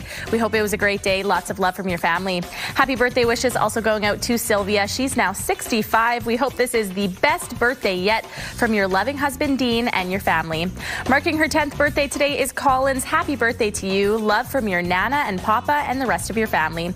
Also celebrating today is Archer on his 5th birthday. Have a great day. Lots of love from your mom, dad, and Brooklyn. And finally, turning 2 years old today is Cohen. Happy birthday to you. Love from your mom, dad, Taylor, Riley, and Charlotte. Milestones, brought to you by Harbor Landing Village, an award-winning senior care and living community in Regina. If you have a milestone coming up, send us an email to yourmorningsaskatchewan@ctv.ca or simply scan that QR code on your screen. Please send those in at least one day in advance.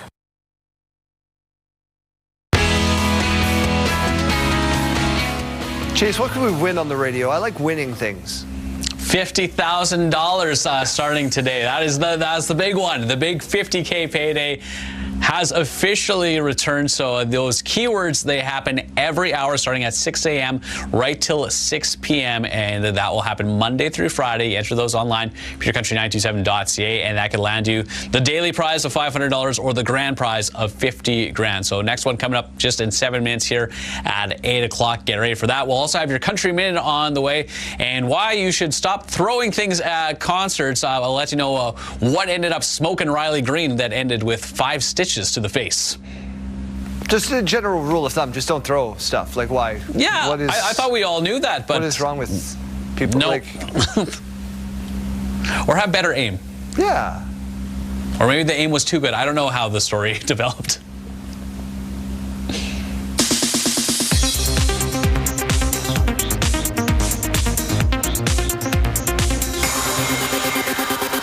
Michael B. Jordan.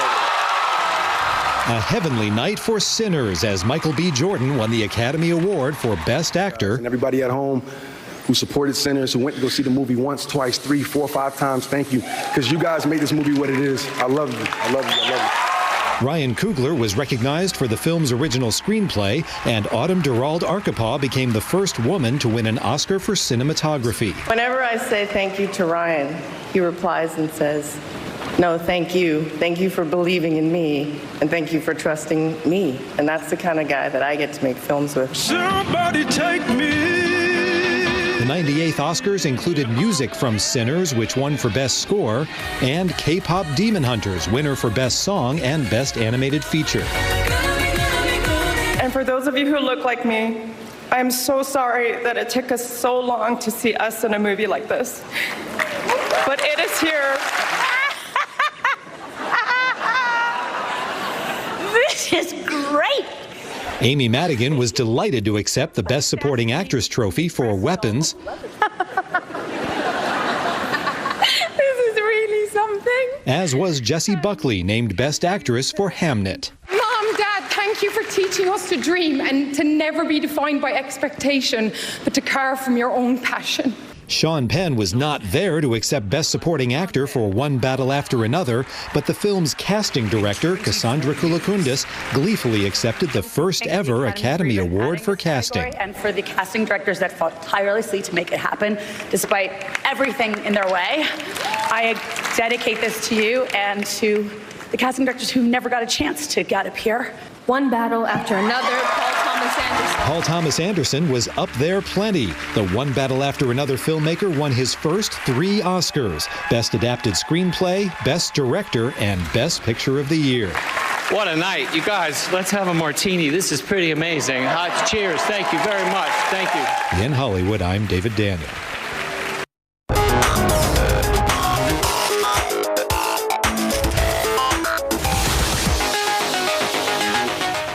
How's this for a baby shower activity?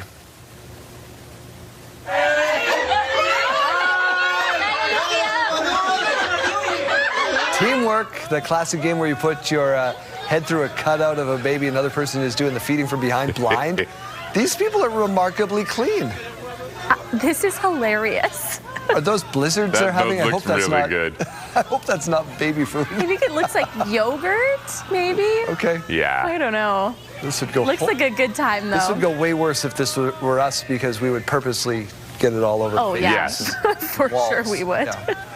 Okay, another one for you. We go to a wedding surprise inspired by a movie.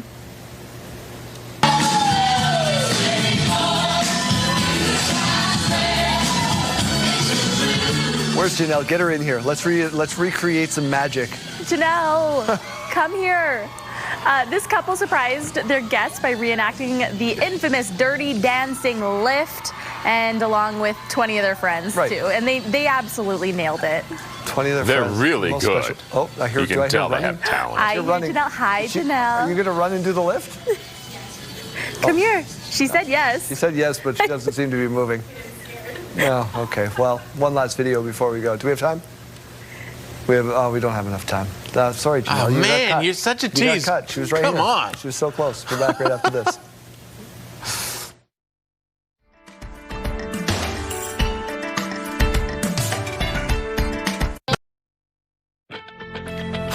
Welcome to Monday, March 16th.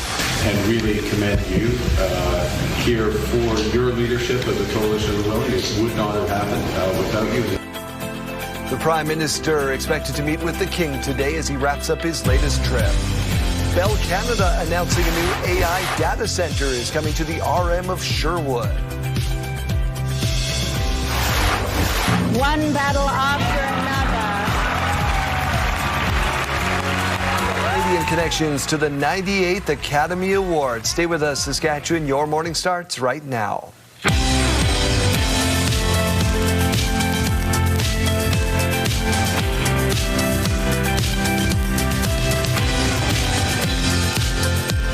Welcome to Your Morning Saskatchewan. I'm Daryl. And I'm Kayleen. Good morning and happy Monday. And Kayleen is celebrating her 16th birthday for the 12th time, so there's another card for you. Thank Enjoy. you so much. 1 per hour. It's your birthday. What are you waiting for? Get giraffe in gear and celebrate. Oh, also, there's also a note in this one. It says, and you are my favorite employee, and I promise you a 100% raise. This is a blank card. Look. And that's... You don't want to make me a liar on television, do you? Good thing I don't. Good thing I don't approve wages. Let's get to news. The RM of Sherwood. Maybe you can get a part-time job here. The RM of Sherwood will soon be home to a new AI data center. Bell AI Fabric is expanding with a new 300-megawatt data center in the RM. The new facility will be the largest purpose-built AI data center in the country and increase our domestic computing capacity. The company said it will create about 100 jobs. It's not without opposition. There will be an official announcement planned for later this morning. We will have a reporter there and have the latest on our website and on the CTV News at 6. BCE is the parent company of Bell Media and CTV Your Morning Saskatchewan. If you are looking for a job, it can be a little overwhelming, and job recruiters now admit AI is making it more difficult to find the right candidates. You can't trust the documentation you're receiving from candidates the same way anymore. Recruitment agencies say resumes are all starting to look the same, with more people turning to AI to prepare their resumes and even their cover letters. Some say figuring out if someone's a good candidate is now taking longer and can cost more. And new polling backs that up. Nearly 9 in 10 Canadian hiring managers are reporting a heavier workload due to candidates using AI, and 61% agree it has slowed down the hiring process. Canada's inflation rate slowed down in February, ticking back to 1.8% in February. Statistics Canada numbers show the Consumer Price Index in February from 2.3% in January. The province is out with its list of fee changes and increases for the year ahead, and the cost of deductibles on basic SGI plate insurance and several administrative fees are going up next year. Deductibles for typical plates will go from $700 to $950, while some vehicles will see about a 20% jump effective January 1st, 2027. Also coming into play are new $15 fees to register a vehicle or renew your license plate, and a $5 fee to renew your registration. Another $2 will go to your driver's license payment transaction. We saw the Premier stand up this week and talk about affordability, talk about his budget, how he's not going to be making it more expensive for the people of Saskatchewan. And what do we see the Friday before budget? The government of Saskatchewan making it more expensive.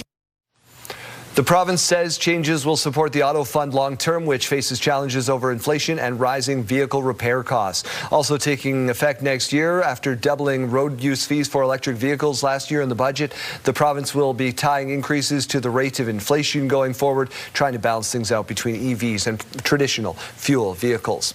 The province will also be attaching a new fee used for hunting licenses onto fishing licenses, known as a habitat certificate. Fishers Teachers will pay an extra $20 for the annual license and $5 for a weekend pass. That's expected to bring in an extra $2.1 million. One person is dead following a shooting in Saskatoon over the weekend. For the details, we turn things over to Jeremy Dodge. Thank you, Daryl. Police responding to the 900 block of 22nd Street West. This was around 12:30 in the morning on Saturday. There, they found a man suffering from a gunshot wound. He was taken to hospital, but he did later die. Police are asking anyone with information to give them a call, or you can contact Crime Stoppers as well. Saskatoon Fire Department responded to a large fire Friday evening. Crews alerted just before 10 p.m. about heavy smoke coming from a commercial building in the 700 block of Circle Drive East. That's home to Battery Boys and a SaskTel wireless location. Police shut down 4 blocks of Circle Drive to assist in the firefighting efforts. And then they were back on the scene the following morning because smoke still coming from the building. A witness who captured a video of the scene spoke with CTV detailing what he saw. Looks like the bricks must have shifted or something like that, so you can see the smoke pouring out of the bricks. And then along the edge of the building, there was heavy smoke. You could see flames eventually because it started to, open up and whatnot. A social media post did clarify the businesses will be closed until further notice. Well, Daryl, Saskatchewan has a proud new representative. That's right, Jeremy. This is a 5-year-old girl from Saskatchewan chosen to represent sick and injured kids across the province. Damien Smith with the introduction. My family. 5-year-old Ivy is like any kindergartner, spending time with her sister, playing family. Yeah, I'll keep it in my room. There you go. Okay. Outside of the home, she's found challenging herself in the gym. Everything in gymnastics I love, but just the balance beams. My favorite is doing the monkey on the bars. That's where she discovered something that changed her life at only 4 years old. And I'd gotten a call from her dad saying she was in quite a bit of pain, not able to move very much, was just in her bed. And I kind of just attributed it to growing pains because at 4 years old, most kids don't go through a lot of pain. After several months and many tests, Ivy was diagnosed with juvenile dermatomyositis, an autoimmune disease that causes inflammation of the skin, muscles, and blood vessels. I've heard of a lot of diseases being a nurse, but this was one I'd never heard of. The condition affects about 2 to 4 children per million worldwide every year. She completely lost her mobility, so the only thing she could move at the time was kind of her eyes. Back and forth, every muscle in her body was quite inflamed, including her throat muscles to swallow. After spending a month at Jim Pattison Children's Hospital, Ivy is back at home and currently in kindergarten. She no longer needs a feeding tube, but is required to have monthly follow-up appointments. Feeling this much better. This much better. Yeah, that much. A few weeks ago, Ivy was named the Saskatchewan Ambassador for the Children's Miracle Network of Canada, a role she's excited to take on to help others who find themselves in similar situations. Damien Smith, CTV News, Regina. The University of Saskatchewan Huskies men's hockey team will enter the 2026 University Cup as top dogs.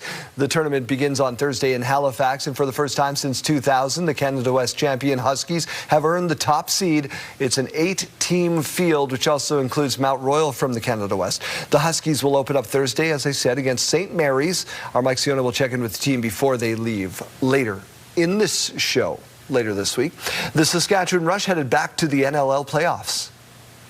Connor McClellan getting back there, creating that turnover. Accioni takes one off his toes and he scores! Just seems violent, doesn't it, the way they whipped that ball from close range? The Rush clinched this weekend with a 10-9 win over the San Diego Seals at SaskTel Center. They have an 11-3 record. They're riding a 6-game win streak, haven't lost at home all year, and will play the Toronto Rock in Toronto on March 20th. Shelley Kramer sent us in this picture, Kayleen. It is from Stony Rapids. Those are the Northern Lights.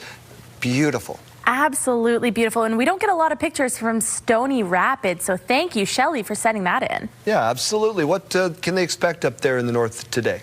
Well, it's really cold to start off the day. We're seeing temperatures between -30 to -40 in northern Saskatchewan this morning. It is really a cold start to the day, even down towards southern Saskatchewan as well. It's tomorrow that we start to see those temperatures really picking up. Right now, to wake us up in Regina, we're at -16. We have just a few clouds up in the sky, but we are seeing a whole lot of sunshine to start the day. We're also seeing winds coming in at 15 kilometers per hour right now. In Saskatoon, -16. Again, just a few clouds that have been making their way into the city in the past few minutes. 13 kilometer per hour winds right now. Those are going to be going up into the afternoon, especially around North Battleford. We could be seeing those gusts surpassing 50 kilometers per hour this afternoon. So be prepared for that. Also seeing some of those stronger wind gusts are areas around Swift Current, eastern Saskatchewan, looking like we're not going to be seeing those strong winds today. Now, we are expecting to see some flurries. It's just not going to be in a lot of places throughout central and southern Saskatchewan. It's mainly going to be in northern Saskatchewan, and it's going to be in the later parts of the afternoon, really picking up into the evening hours. This is at about 10 p.m. tonight, so we really start to see it covering northern Saskatchewan, and then the system grows quite a bit. So areas in central Saskatchewan and southern Saskatchewan also going to be seeing some of these flurries overnight and into early tomorrow morning. This is at about 3 a.m. what you're looking at, so it's not just coming with flurries, but it's also coming with some rain and some freezing rain as well. So your commute could be a little bit more tricky tomorrow morning, especially if you leave really early in the morning. Other than that, though, into the afternoon hours, we start to see that system fully moving off into Manitoba. And then because temperatures are going to be going up so much tomorrow, we're going to be seeing a whole lot of that melting. So it's not going to be sticking around. Today's forecast, though, below the seasonal average in many places, including Saskatoon and Regina. -6 for Saskatoon, -7 in Regina. With that wind, -2 for Swift Current and -8 for Weyburn and Estevan. But what we all want to see is this warm up that's on the way. 11 degrees tomorrow, 14 degrees on Wednesday, and 17 degrees by Thursday in Regina. We are expecting the winds to be going up in the next coming days. So we'll keep you updated on those winds with those nice temperatures. We're not seeing double digits in Saskatoon, but still seeing a lot of those positive numbers. 6 degrees on Tuesday, 2 degrees on Wednesday with a chance of showers, and 7 degrees by Thursday.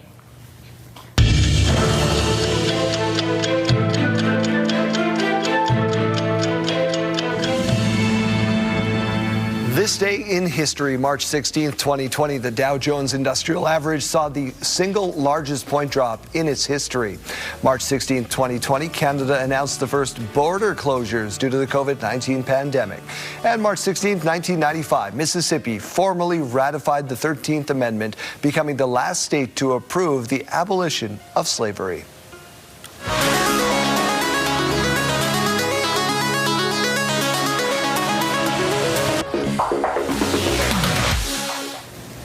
In case you missed it, we now have a teddy bear that comes with a special accessory. Even if I only help one kid out of all this, like that's one kid who doesn't feel like this alone in the same way that I did, and that just makes me really, really happy. Yeah, Maya, a teen who spent her younger years going through scoliosis treatments, and now she wants to help kids going through the same experience. So she's fundraised for a line of teddy bears that wear a back brace. Her way to remind the children that they are not alone. That's fabulous. That's Beautiful. fabulous. It's wonderful. Jeremy Kaelin was giving me grief. She said I missed in this day in history, 1997, that she was born in Langley, British Columbia, to which I have to say, you forgot last week. I did forget that I was born in BC. Alberta, born and raised. Wait a minute. No, I'm not. And you know what's funny about that is Janelle said nobody heard that. Yeah, nobody's going to know. It's okay, nobody heard. Know. The next day we had somebody come in who said, you were born in BC, right? And I said, Janelle said no one could hear that. Nobody was going to know. I'm a prairie girl. Who's going to know? Question of the day is where we go to next.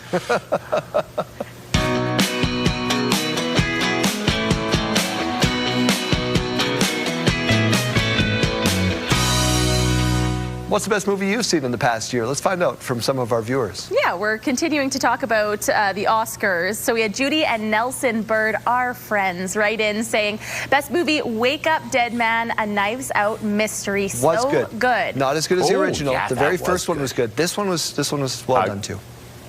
Yeah. Yes. Debbie saying the best Agreed. movie I've seen this past year is Straw. I haven't seen that one. Kelly saying Solo Mio was excellent. Another one that I have not seen. Oh, I Isn't that want to see that. Isn't that something you add to your drink? Mio, Berry yeah. pomegranate? Yeah. I don't know. I'll text Kelly. He's my father-in-law, so I'll okay. find out. Thank you so much for answering today's question of the day.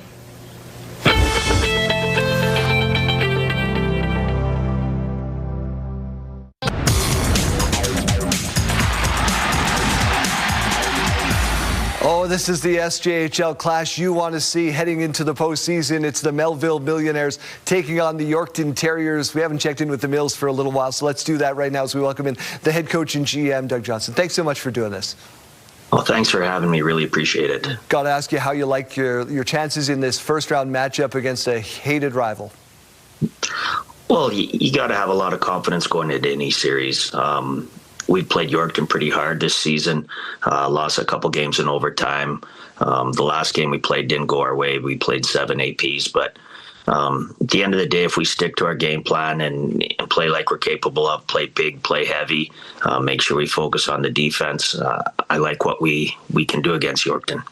If someone's never come out to see the Melville Millionaires in action in person, what are we watching? What are we going to see? Well, hopefully you're going to see a team that's the hardest working team on ice. They're going to be a team that's structured, well-disciplined, have some very talented players, some guys that can really shoot the puck. Cale Margolis, Hudson Binder might be two of the best snipers in the league. And then our back end is very big, very physical, play an aggressive style that should wear teams down in a 7-game series and playoffs. Doug, at what point during the season did you or did your players learn what the true identity of this team is? You know what? I think we're still developing. We're still trying to figure it out. We know what we have. We know what we can be. It's finding that consistency. And once we find the consistency, and it's kind of crazy to be talking about a game 56 going into game 57 in playoffs, but I really don't think any team knows what they are until their back's up against the wall, till they are in playoffs. But just a great group of guys, nice to work with every day. It seems like anytime we've hit a little road bump or had some adversity, they just come out of it stronger and better. So it just kind of a character-driven team with a great bunch of guys that like being together. Hockey's a business. At the end of the day, you want to sell some seats out there at that beautiful rink in Melville. Is there a better draw for you than to get the Yorkton Terriers in the first round? Not at all. We just played them on Friday night. We had 1,400 fans in the arena. I think our 50-50 was $18,000. And then we go to Yorkton for travel. It's 20 minutes down the road. So financially, it couldn't be better. For both communities, there's going to be a lot of community pride. There's going to be a lot of bragging rights on the line. And it just brings out that, I don't know if the hatred is the right word, but community pride maybe, not liking each other very much. So there's a lot on the line, but financially it's going to be great for both organizations. Doug, I can't let you go on this. Volunteers are the heartbeat to any of these SJHL teams. I just want you to give a shout out to the hardworking people that make your team possible. Well, we couldn't do it without our volunteers, and that's right from our board. We have a tremendous board led by Daniel Hope, our president, former millionaire. All of our great fans, they're coming out supporting us. Every sponsor we have, like you mentioned, the volunteers. We have one of the best 50-50 group sellers that you can find, and then obviously our billets. If we don't have great billets, we don't have a great program, and our billets are outstanding. So all in all, the Millionaires are a great organization, and it's everybody. It's right from 50-50 sellers, the billets, the board, and everybody in between. And just couldn't be more proud to be part of the Millionaires organization. Fantastic stuff. Good luck in playoffs. Good luck the rest of the way, and get your seats. SJHL.ca has the full schedule. Yeah, thank you.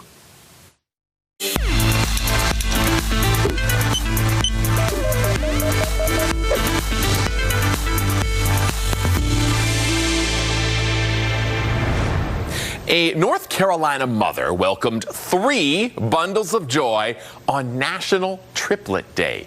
The 3 baby boys were born on March 3rd, of course, 3-3 on the calendar. And although the babies were born premature, they're still in the NICU. They are getting off their CPAP machines and improving every day. Lindsay Klein has more. When Laura Amador found out she was pregnant in September, she couldn't believe she was carrying not just one baby, but 3. The news was very shocking. I was not expecting that at all. While both she and her boyfriend have twins in their family trees, she never expected she would be giving birth to triplets or that her pregnancy would become high risk. Then later on during my pregnancy, I had got diagnosed with placenta previa. I was at high risk with my 3 babies. I was in and out the hospital the whole month of February. On March 3rd, she underwent an emergency C-section, giving birth to her 3 bundles of joy on a day dedicated to honoring the unique bond that triplets share. The nurses had told me, they were like, oh my God, they were born on National Triplets Day.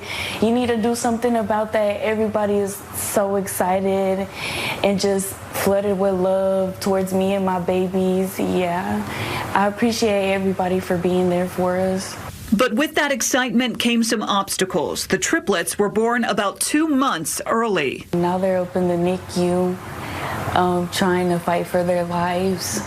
They've come a long way in the last week, and their health has been improving. I feel very emotional. Every time I go in there, it's like I have to hold everything in me just to be strong for them. And it hurts because it's like I want to keep myself together for them. With a support system by her side, Laura says she's feeling stronger every day. I feel so much better. I'm ready for them to be here already. I just want to hold them and just create memories with them. Just see them grow. Yeah. Be there for them. Be the best mom I can be. Health Report, brought to you in part by SEIU West, Saskatchewan's first healthcare union. Time to check in with Mike Siona one last time. He's at the University of Saskatchewan learning about a new hair loss study. Mike.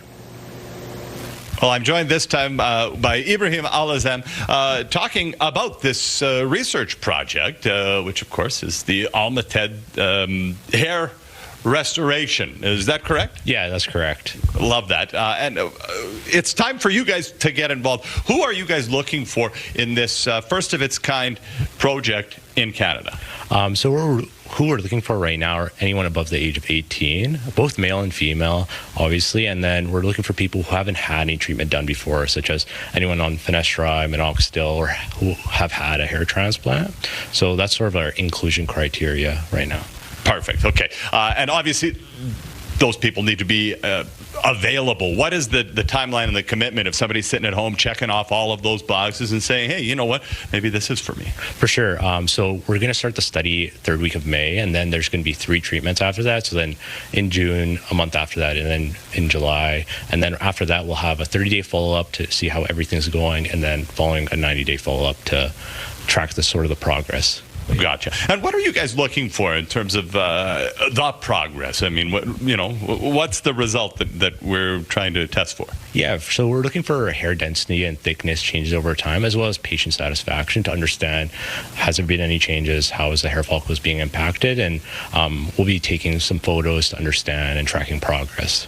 Very, very cool. Okay. And if people are interested right now, they're watching this morning, they've learned about, the hair loss, they've learned about the technology a little bit, and they want more information or they want to get involved in this, where do they go? Yeah, they can for sure email me at yxchairstudy@gmail.com, or you can contact Face Cosmetic, and they'll be sure to redirect you, and we'll be able to set some things up and sort of get you going. Fantastic. Well, there you go. From the College of Medicine at the University of Saskatchewan, thanks very much. Learned a lot this morning.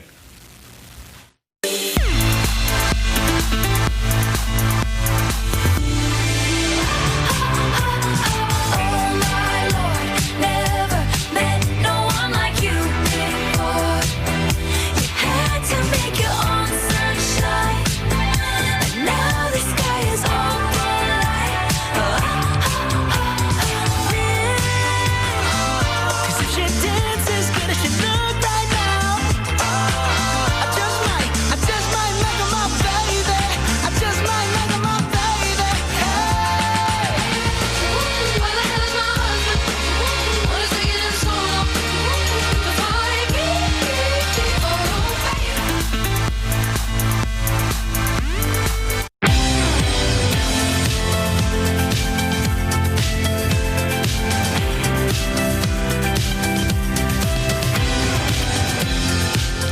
8:30. Welcome back to Your Morning Saskatchewan.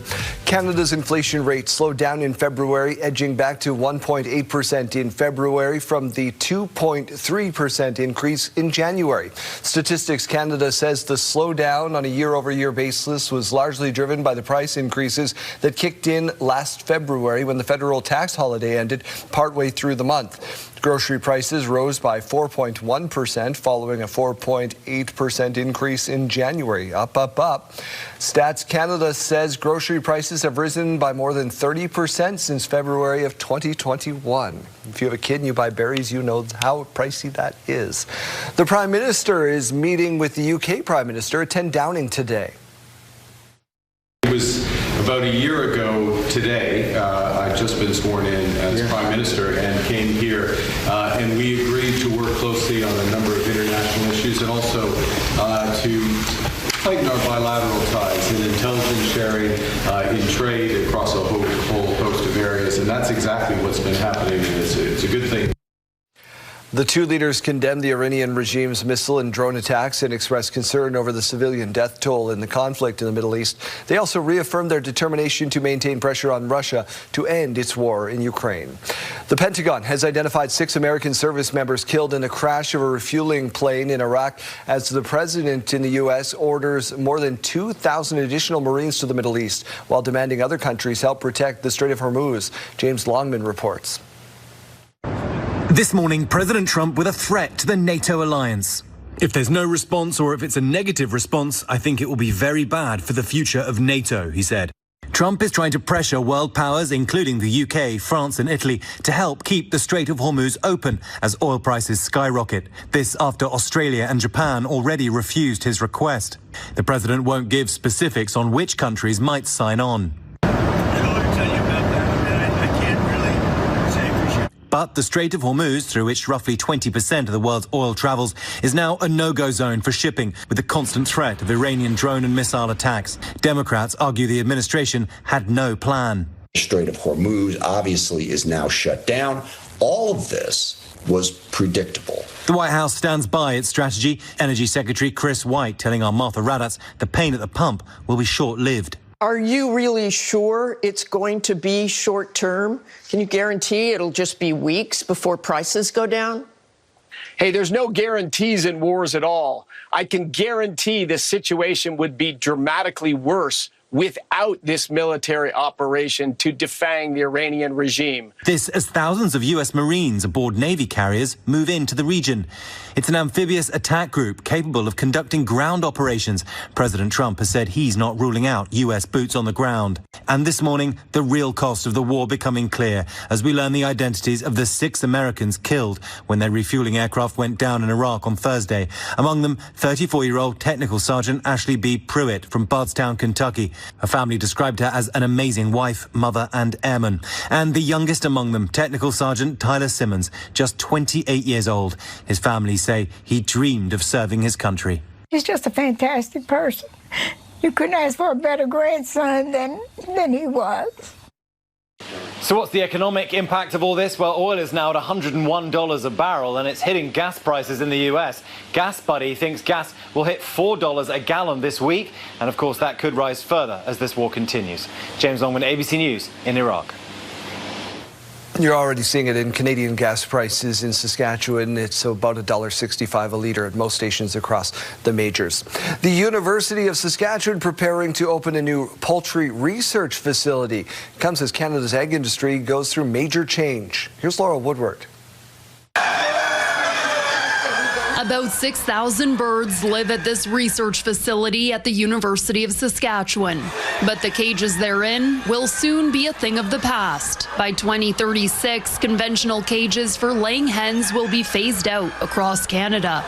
And as the industry shifts to giving chickens more space to move, the university is planning a new poultry research facility. To move to enriched, to free run, to free range. And as we do that, we need more research. And this facility, this research facility also needs to be updated.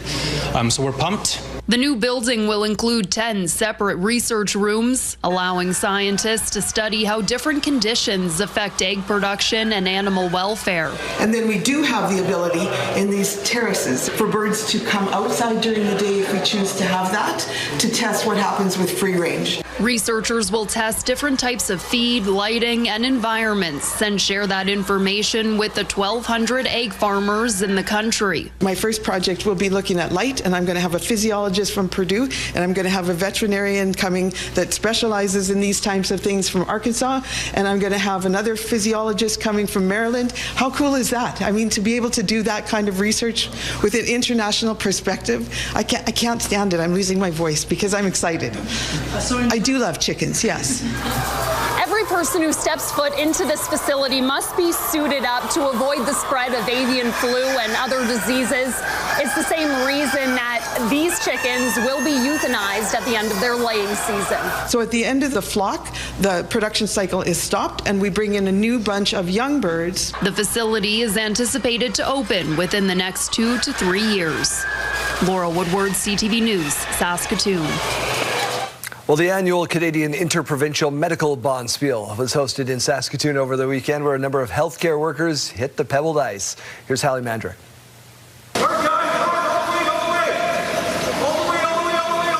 Every year, a group of doctors from across Canada gather to show off a skill that they didn't learn in medical school. We have an opportunity to get together, compete, and yet also have education to share with one another. About 80 doctors across 20 teams traded in their stethoscopes for sliders and bandages for brooms in the annual Canadian Medical Interprovincial Bonspiel. Hosted in a different Canadian city each year, the event brings together members of the medical community from a variety of disciplines. It's a long-running tradition that many attend year after year. This is my 21st time playing, I think, and that's pretty typical. And so we've got to know each other over the years, all have friendly rivalries, lots of emails, texts, and things that go back and forth leading up to it. This 67th iteration of the event was hosted at Saskatoon's Sutherland Curling Club. The organizing team says, while playing host takes a lot of work, it's well worth it. Yeah, it's always a bit stressful. We do a lot with this event, and so there's a lot leading up to it, and kind of stressful during it, but always a good relief kind of to get it going and have fun with everybody. Melly added that events like this one are an important opportunity for healthcare workers to take care of their mental health. No secret that I think we lead pretty stressful, pretty busy lives, so it's good to be able to get together and have just a fun time, be able to relax, be able to get together and talk about things in our lives and in our professional lives too, and just get some stress relief and enjoyment. Hallie Mandrick, CTV News, Saskatoon. There was lots of love for Canadians at the 98th Annual Academy Awards. CTV's Andrea Case has the details. And the Oscar for Best Costume Design goes to Frankenstein.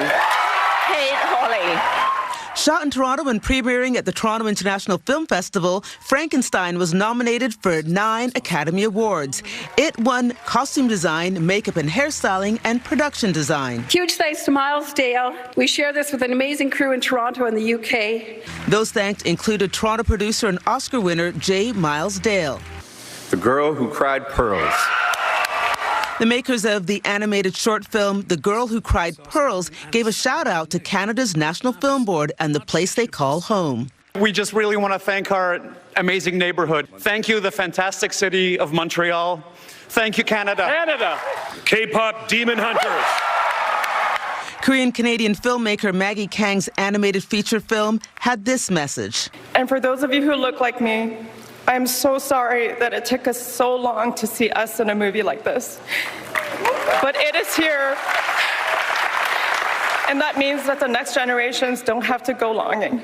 This is for Korea and for Koreans everywhere. Sinners, Ryan Coogler.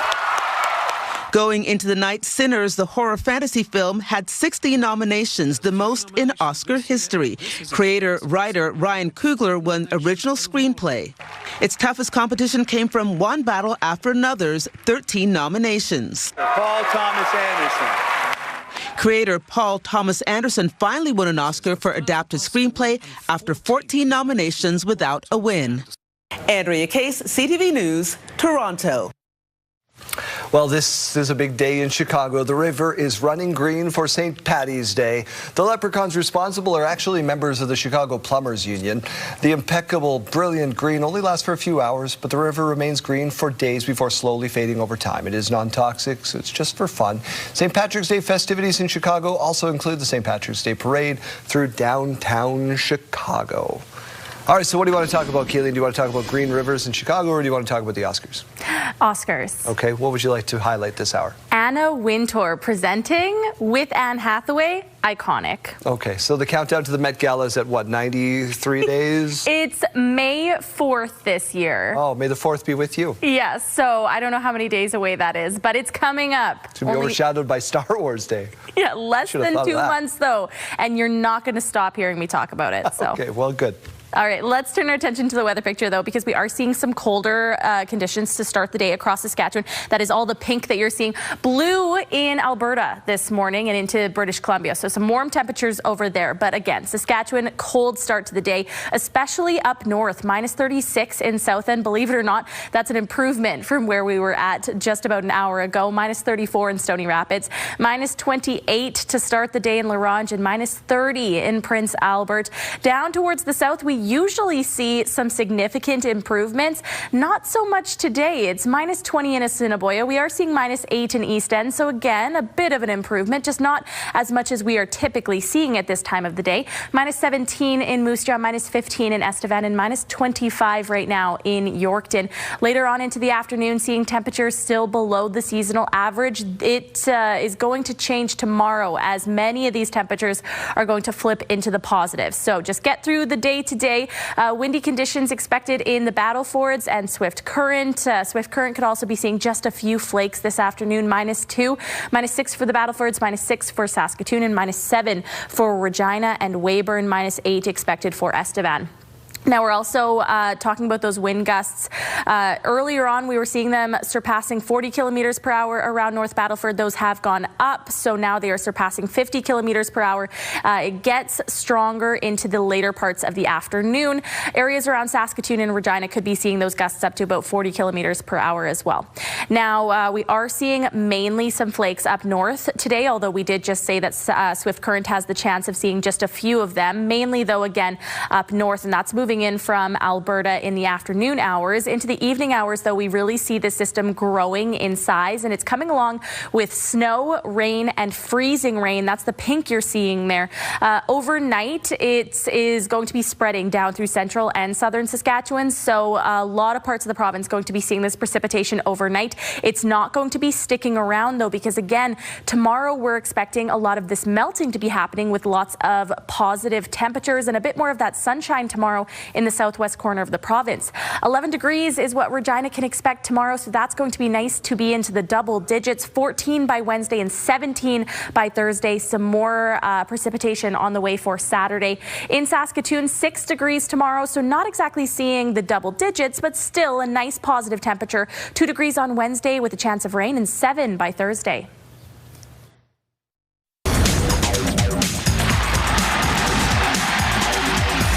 SJHL playoffs are upon us, if you can believe it already. Tad Kozin is young, he's hungry, he's in charge of the Nipawin Hawks, and he's on our program this morning. Tad, thank you for doing this.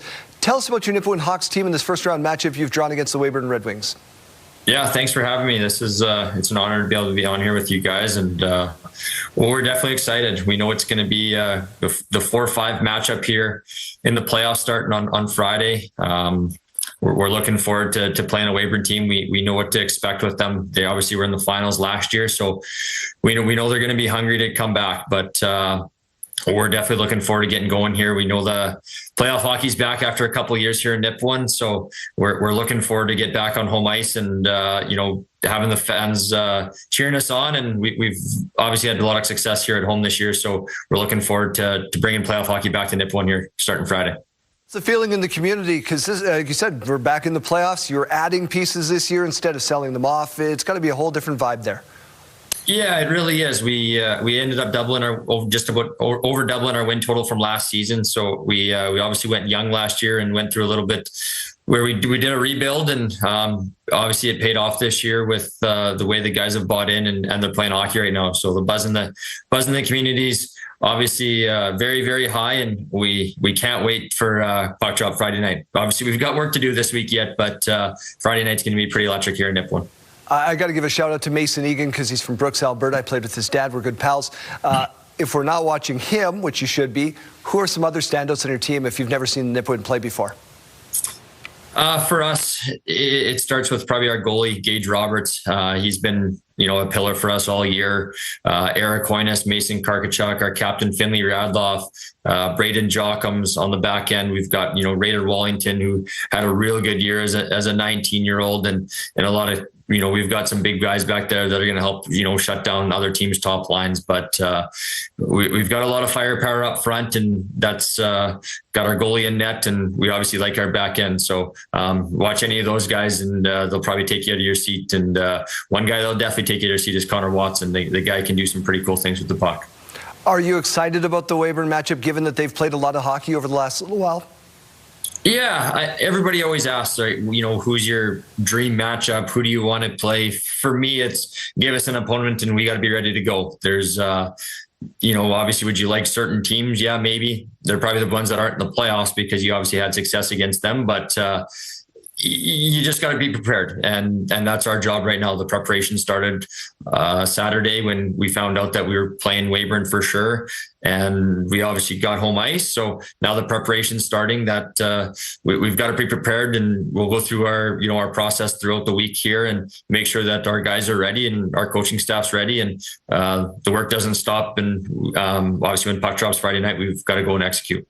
Absolutely you do, and we look forward to a long playoff run from all of these teams. Hopefully only one team can win it. We appreciate your time this morning, Tad. Yeah, thanks for having me. It was a pleasure. All right, tickets are available on team websites. You get all the details you need at sjhl.ca.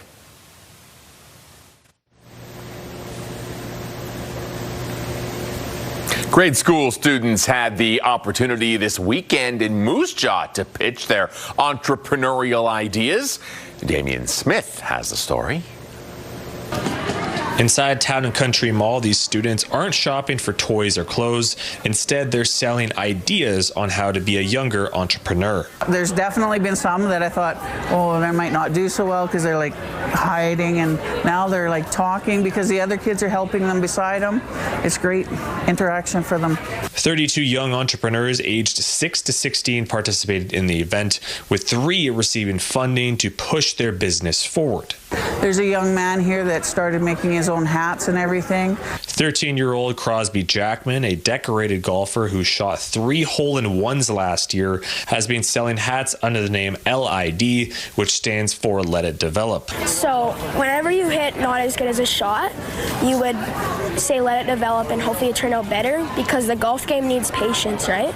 Jackman placed first in the competition, winning $100. There's a young lady over there that just wrote a book when she was 10 years old. And when she came up to me and just started talking to me, I was like, normal business, just, yeah, everything, talking to her. And then she said, well, I've chosen you for second place. And I was like, what? 11-year-old Shay Seabrain published A Horse Called Phantom, a story about a horse who's captured and placed in the world of humans. Phantoms discovers the thrill of racing, the bonds of friendship, and the sting of rivalry. Along the way, he meets horses who challenge him, cheer for him, and even steal his heart. Polymer clay earrings were also a hit. Cameron Alice Missioner made a total of $145 in the first few hours. It was just a really cool way to express myself, and I found myself getting creative with different designs and patterns and shapes. Organizers were pleased with how the first-time event turned out, with more than double the expected amount of students participating, a successful event that could lead to a successful business venture. Damian Smith, CTV News, Moose Jaw.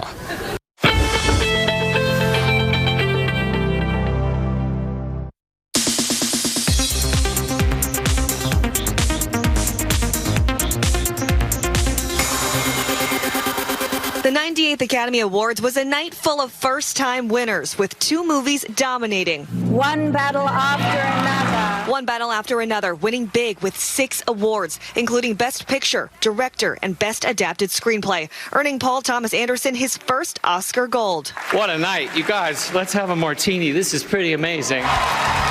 And Sinners took home 4 awards, with Michael B. Jordan winning Best Actor for his dual role as twins Smoke and Stack, also his first Oscar. Thank you, everybody in this room and everybody at home, for supporting me over my career. I feel it. Best Actress went to Jessie Buckley for her role in Hamnet. The traditional methods to understand animals just weren't working.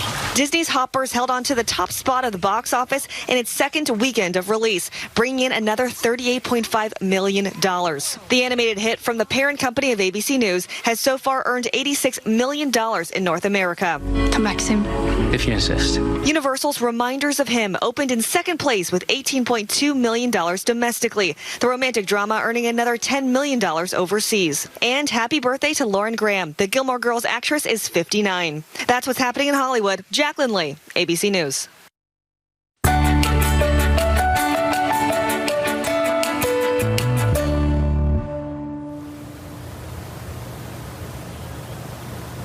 That are helping kids build confidence in Georgia. Here's Caitlin Ross. Once upon a time, there was 3 billy goats. Opening a book opens worlds for children. Trip, trap, trip, trap. Reading aloud takes courage and grit. Sometimes they'll get distracted and talk to other friends, or they'll criticize you about what you're reading. At Bright Star Elementary School, then the big billy goat. These kids are getting a new reading buddy. It feels funny, but it's also like, oh, now you're reading to something else. Something that makes reading a real treat. They like to try to eat your book. I think he's trying to have a chomp.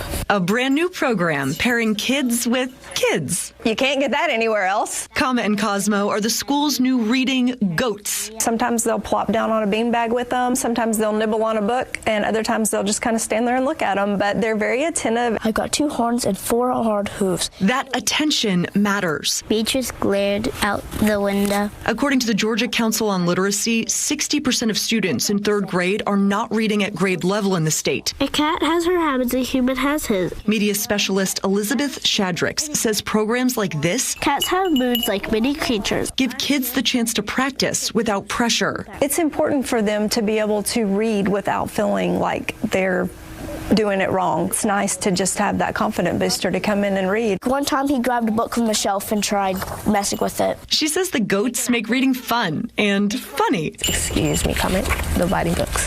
They take a nibble, but the goats never make a judgment. A person, they can correct you when you're wrong, but a goat, they just listen. They don't think anything's wrong. These kids making the students feel heard and understood. I like the idea that those books are not going to like it so much. Yeah, I was waiting for that point where they said that the goats try to take a nibble. Right? The next person to check that book out is like, page 4 is gone. What's the ending? I don't know what happens bonus here. Let's get to our sidebar.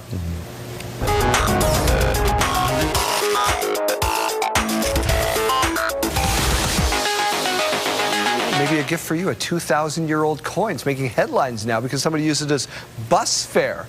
The coin was recently donated to a British museum by a man who says his grandfather was a transit employee who received the rare piece from someone trying to just pay for a ride on the bus. Coin's origins date back millennia to 1 BC, where they say it was produced by the Carthaginians. I don't know. Yeah. An ancient civilization on Spanish coast. Can you imagine? You just like, what's a bus ride? $0.25? Imagine being that person that gave that away. How much is it worth? You must have had to get to a job interview or something to give that up. It's very urgent ride. And really needed a ride. I wish we could track where they got the coin from before they gave like it. everything else, like a garage sale or one of your estate sales you love so much. Oh, I'm always at those estate sales every weekend. Yeah, finding some treasures. Other people's trash is my treasure. All for me. Here's another one for you. A rural corner of Catalonia has turned pink as their fruit trees come into blossom. Local officials believe 20,000 people come out every year to take in the sights. Their peach and nectarine trees are at their peak bloom right now. The display is even sometimes compared to the famous cherry blossom season in Japan. And this is part of a 15-year effort to promote fruit tourism in a part of Catalonia that is previously, it wasn't a tourism hotspot. So. Well, we don't own the rights to it, but we would sing you happy birthday if we got the chance to. If you see Kayleen out in town, don't throw tomatoes today, just today only. Just wish her happy birthday.